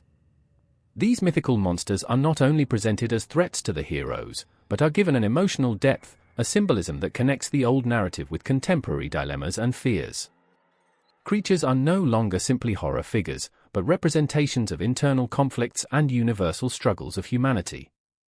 In fantasy and action cinema, as in the franchises of Los Vengadores or Wonder Woman, Greek gods and monsters also find a prominent place. In particular, the character of Wonder Woman, Diana, has been described as a warrior daughter of Zeus, a clear link with Greek mythology. This close relationship between modern popular culture and Greek myths causes ancient creatures not only to be pieces of historical art, but also integrate as part of a collective imaginary in constant evolution. In literature, mythological creatures continue to be protagonists in fantasy and adventure novels. The success of the Percy Jackson and the Gods of Olympus by Rick Riordan, which reinvents Greek legends with a youth and modern approach, has revived interest in mythical figures such as Hydra, Minotaur, and sirens. Through these books, new generations of readers are introduced to ancient stories in an accessible and exciting way, while the issues of loyalty, courage, sacrifice, and destiny continue to resonate with the current youth. In addition, the series of novels has inspired films and television programs that expand the scope of these myths in popular culture. Video games, meanwhile, have become one of the richest land to revive mythological creatures. Titles such as God of War, Assassin's Creed, Odyssey, and Smite have led players to worlds where mythical monsters are enemies to defeat or allies in an adventure story. In these video games, players can face the Minotaur, Medusa, or even Tor the Labio de Crete, interacting with these legendary beings in a completely new way. The graphics, the interactive narrative and the immersion in virtual worlds allow the Greek myths to be reinterpreted and lived by the players in a way that makes the old stories come to life again. In God of War, for example, the gods and creatures of Olympus are not only part of mythology, but constitute the main antagonists to which the protagonist, Kratos, must face on his trip. The representation of creatures such as Hydra, the Minotaur, and Cerbero has been an integral part of the series, both in terms of action and symbolism, connecting classical mythology with the modern narrative of struggle, redemption, and sacrifice. Each confrontation with these creatures is not only a physical challenge in the game, but also a representation of the confrontation between the past and the present, tradition and innovation. In addition, Greek mythology and its creatures have influenced the world of anime and comics, giving rise to stories that explore similar issues to those of the ancient Greek tragedies. Characters such as Hercules, Perseo, or Athena have been represented in various forms over the years, adapting to the aesthetics and interests of fans of these genres. These mythological figures have not only been reimagined in new adventures, but have also been reinterpreted in relation to modern issues such as power, duty, and destiny. Dragons, like the thieves who guarded golden apples, also remain popular in current culture, from the dragons of Game of Thrones to those that appear on video games and fantasy movies. In these stories, dragons are not only mythical creatures, but symbols of power, guard, protection, and, in many cases, destruction. Through these modern representations, you can see how Greek mythology has deeply influenced the creation of mythical creatures that transcend cultures, generating symbols that last in the collective imagination. The influence of Greek mythological creatures also extends to the fashion world, the art and design. Many contemporary artists use images of these creatures to represent the duality of beauty and terror, life and death, the human and the divine. From tattoos to representations in art galleries, the figures such as the Minotaur or the jellyfish continue to fascinate, reminding us that, although the forms and the media have changed, the essence of these myths remains. In this way, Greek mythological creatures have left an indelible mark on modern popular culture. They are no longer only beings of ancient stories, but living symbols of the human struggle against divine, nature and destiny. In the cinema, literature, video games, and more, these creatures continue to feed the imagination and reflect our own struggles, fears, and desires, ensuring that Greek mythology continues to be relevant and live today. In the world of Greek mythology, creatures not only represented supernatural forces or terrifying monsters, but also played a crucial role as vehicles to transmit moral lessons. Through the myths and stories surrounding these creatures, the Greeks of yesteryear sought to teach essential values about humanity, such as courage, respect for the gods, prudence, humility, and justice. These mythological creatures not only challenged the heroes in physical battles, but also represented the moral tests that one should overcome to win the favor of the gods and achieve redemption. The morality behind these creatures was often related to the transgression of divine or human norms, and the defeat of these beasts was linked to the restoration of the cosmic or moral order. The creatures could symbolize the vices that the Greeks feared or the darkest aspects of human nature, such as anger, greed, arrogance, or lust. In the heart of each myth, there was a message about the consequences of falling into these uncontrolled passions. Let's take, for example, the Minotaur. This creature, half a man and half bull, inhabited a maze in Crete, created by King Minos to hide it from the sight of the world. Minotaur symbolizes the consequence of arrogance and lack of control. His birth was the result of a divine punishment, an answer to the irrational desire of Minos to challenge the gods. The figure of the Minotaur can be understood as a warning about the dangers of yielding to excessive desires without taking into account the divine laws. Through the history of Theseus, who finally defeats Minotaur, it is taught that victory is only possible when acting with courage and wisdom, respecting the norms and order of the world. The sirens, on the other hand, represent the temptations of life and the need to resist uncontrolled desire. In the Odyssey, the sirens sing to attract sailors towards their perdition, symbolizing the mortal seduction of lust, greed, or insatiable curiosity. Ulysses, when warned of his song, acts with cunning and protects himself and his crew, teetering the mast of his ship to avoid falling into the trap. This episode is a moral lesson about the importance of self-consent and self-control. Through the mermaids, the Greeks taught that one must resist temptation and remain firm in their purpose, even when everything around him incite him to deviate. The dragon-laden, guardian of golden apples, is another example of a creature that represents a lesson about desire. Golden apples were a divine gift, but their custody by the dragon and the arduous task of obtaining them symbolize the effort necessary to obtain what is really valuable.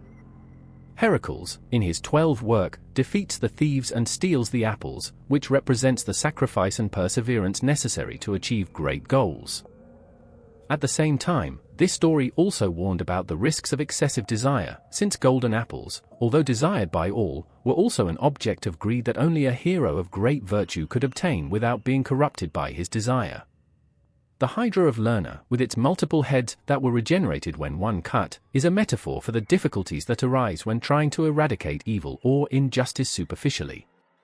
Hercules had to face her during one of her works, and her victory over Hydra taught that the fight against the forces of evil is not something that is resolved easily or quickly. Cutting a head only caused 2 more to grow, which forced him to use the intelligence and support of his nephew Iolao, who helped him body wounds to avoid the regeneration of the heads. This myth speaks of the importance of perseverance, patience and strategy to face apparently insurmountable problems, as well as the need for sea operation to resolve the most complex conflicts. The Lion of Nemea, another of Hercules' works, was an invulnerable creature to weapons. The moral behind this myth reflects the teaching that not everything can be defeated by physical force alone. Hercules had to defeat the lion with his own hands, showing that inner strength and determination can even overcome the most fearsome obstacles. This story invites you to reflect on the importance of cunning and the will to fight against adversities, instead of relying only on weapons or external power. Mythological creatures also serve as lessons about the relationship between humans and gods. The punishments imposed by the gods to those who transgressed the divine laws were a constant in the myths. Medusa, for example, was a beautiful woman transformed into a monster by Athena as punishment for being raped in her temple. Through this myth, we are taught the importance of respect for the sacred and divine justice, as well as the consequences of irreverent acts or injustices committed. Medusa, although victim of a monstrous act, becomes a horror figure, which symbolizes how the violations of divine norms can be transformed into eternal and monstrous punishments. In many of these myths, creatures act as guardians of what is divine or sacred, as in the case of the thieves' dragon or the Sphinx that keeps the city of Thebes. These beings not only represent the physical obstacle that a hero must overcome, but also represent the need to maintain the balance between the mortal and divine worlds. The overcoming of these monsters, then, symbolizes the restoration of order and harmony between the human being and the gods. The mythological creatures of ancient Greece were not only fantasy beings, but powerful symbols that communicated important moral lessons. Through them, the Greeks taught generations to live with honor, respect divine laws, resist temptations, and face challenges with wisdom and courage. These myths were not only stories to entertain, but educational tools that offered a guide to live according to the fundamental principles of justice, humility, and courage. The mythological creatures of ancient Greece, with their fascinating power and its deep symbolism, offer us a unique window towards the understanding of human nature. Through these monsters and extraordinary beings, the ancient Greeks not only explained the unknown or the inexplicable, but also transmitted universal lessons that continue to resonate today. Although these creatures looked like, they are not only monsters with fangs and claws, but they are often manifestations of dark aspects of our personality or our internal struggles. Minotaur, for example, represents the fight between instinct and reason. Born from the union between Pasiphae and a bull, a gross force symbol, the Minotaur becomes a tragic figure. Its existence in a labyrinth, isolated and dangerous, reflects how the lack of control of our darkest passions can lead us to live in confusion and chaos. Theseus, when facing the Minotaur, not only defeats him physically, but symbolizes the triumph of reason and courage against irrationality and despair. This myth teaches us that, like the Greek hero, we must confront our repressed fears and desires to find the way to balance and clarity. Similarly, Lerna Hydra shows us how life problems can be like heads that are regenerated once we believe we have defeated them. This creature, which multiplied every time a head was cut, is the representation of the endless challenges we face when we try to solve the problems superficially. Instead of resorting to fast or violent solutions, as Hercules did when cutting the heads of the Hydra, the myth teaches us that only when addressing problems with patience, strategy, and teamwork, we can overcome the most complex difficulties. The lesson here is clear: perseverance and wisdom are essential to face the adversities that are presented to us throughout life. The sirens, with their lovely song, offer us a reflection on the temptations we all face. Your capabilities to seduce sailors towards perdition symbolizes the traps that sometimes life puts us on the road, inviting us to deviate from our goals. Ulysses, by resisting the seduction of sirens, teaches us the importance of discipline, self-consent, and prudence. The sirens remind us that, although the desire for the forbidden can be tempting, we must be aware of the dangers that stalk when giving in to these seductions. Through this myth, we are shown that true courage is not only found in confrontation with external enemies, but also in the ability to resist internal passions that can divert us from our purpose. Medusa, whose look makes people, represents the consequences of excessive anger and revenge. Transformed into a monster by divine punishment, Medusa reflects how suffering and injustice can transform us into something monstrous if we are not able to heal the wounds that have inflicted us. The story of Perseus and Medusa, where the hero must kill the monstrous woman to save her beloved, invites us to reflect on how painful experiences and unresolved injustices can have the power of corrupting our humanity. However, it also reminds us that forgiveness and redemption are possible, and that it is necessary to overcome the grudge to free ourselves from the chains that bind us to our own darkness. The Lion of Nemea, invulnerable to weapons, symbolizes resistance to the apparently invincible. Hercules, by defeating this lion with his own hands, teaches us that not everything in life can be overcome through brute force or traditional methods. The lesson here is that true strength is not always in physical power, but in cunning, adaptability, and the ability to face intelligence challenges. In addition, this myth highlights the importance of creativity and critical thinking, since Hercules not only defeated the lion, but also used his skin as an invulnerable armor, symbolizing how our weaknesses can be transformed into strengths if we face them in a way adequate. These mythological creatures also teach us about the importance of the relationship between human beings and the divine. Monsters like Cerberus, guardian of the underworld, symbolize the barrier between life and death, and invite us to reflect on respect and reverence for what is beyond our understanding. Cerberus, although feared, is also a being that protects the cosmic order, reminding us that there are forces in the universe that we should not try to control, but learn to accept and respect. In the same sense, the gods who sent these creatures as evidence reflect the idea that life is full of divine challenges, and that only those that demonstrate virtue and courage deserve to achieve glory and wisdom. Ultimately, Greek mythological creatures offer us valuable lessons about our own human nature. They show us that, although life is full of internal and external monsters, it is also of opportunities to grow, learn, and overcome our limitations. Mythological creatures are not just beings of horror and fantasy, they are mirrors that reflect our own struggles, desires, and dilemmas. Through their stories, the Greeks taught us that humanity is not defined by the absence of monsters, but by our ability to face them with courage, wisdom, and compassion. The mythological creatures of ancient Greece have left an indelible mark on contemporary culture and society. Although they were born from the need of the Greeks to understand the mysteries of the natural and social world, today they remain powerful figures that resonate in various forms of artistic, literary, and popular expression. Its impact goes beyond the mere fascination with the fantastic and the supernatural, since these creatures remain deep symbols of the challenges, desires, and virtues that continue to mark human experience. Greek mythological creatures, such as Minotaur, sirens, Hydra, and Sphinx, among many others, not only appear in books and movies, but have also transcended old myths to become powerful metaphors that talk to us about internal struggles that we all face. They represent our fears, our temptations, our battles for control and redemption, and the lessons on how to overcome the obstacles that life puts on our way. These beings continue to offer reflections on morality, courage, perseverance, and wisdom, values that remain relevant in the modern world. Cinema, literature, video games, and other forms of contemporary entertainment continue to use these creatures as key elements in their narratives, do that old lessons adapt and come alive in a current context. Heroes such as Hercules, Theseus, Perseus and Ulysses, as well as the monsters and creatures they faced, remain central figures in the collective imaginary. Films such as Titans or Percy Jackson and the Gods of Olympus continue to explore these myths, presenting new generations of spectators the ancient stories with a modern touch, but without losing their essence. In addition, these creatures remain part of a constant cultural dialogue. In contemporary art, cinema, and fashion, visual elements inspired by Greek mythological monsters have been incorporated sophisticated, demonstrating how these legends continue to be a source of inspiration, creativity, and innovation.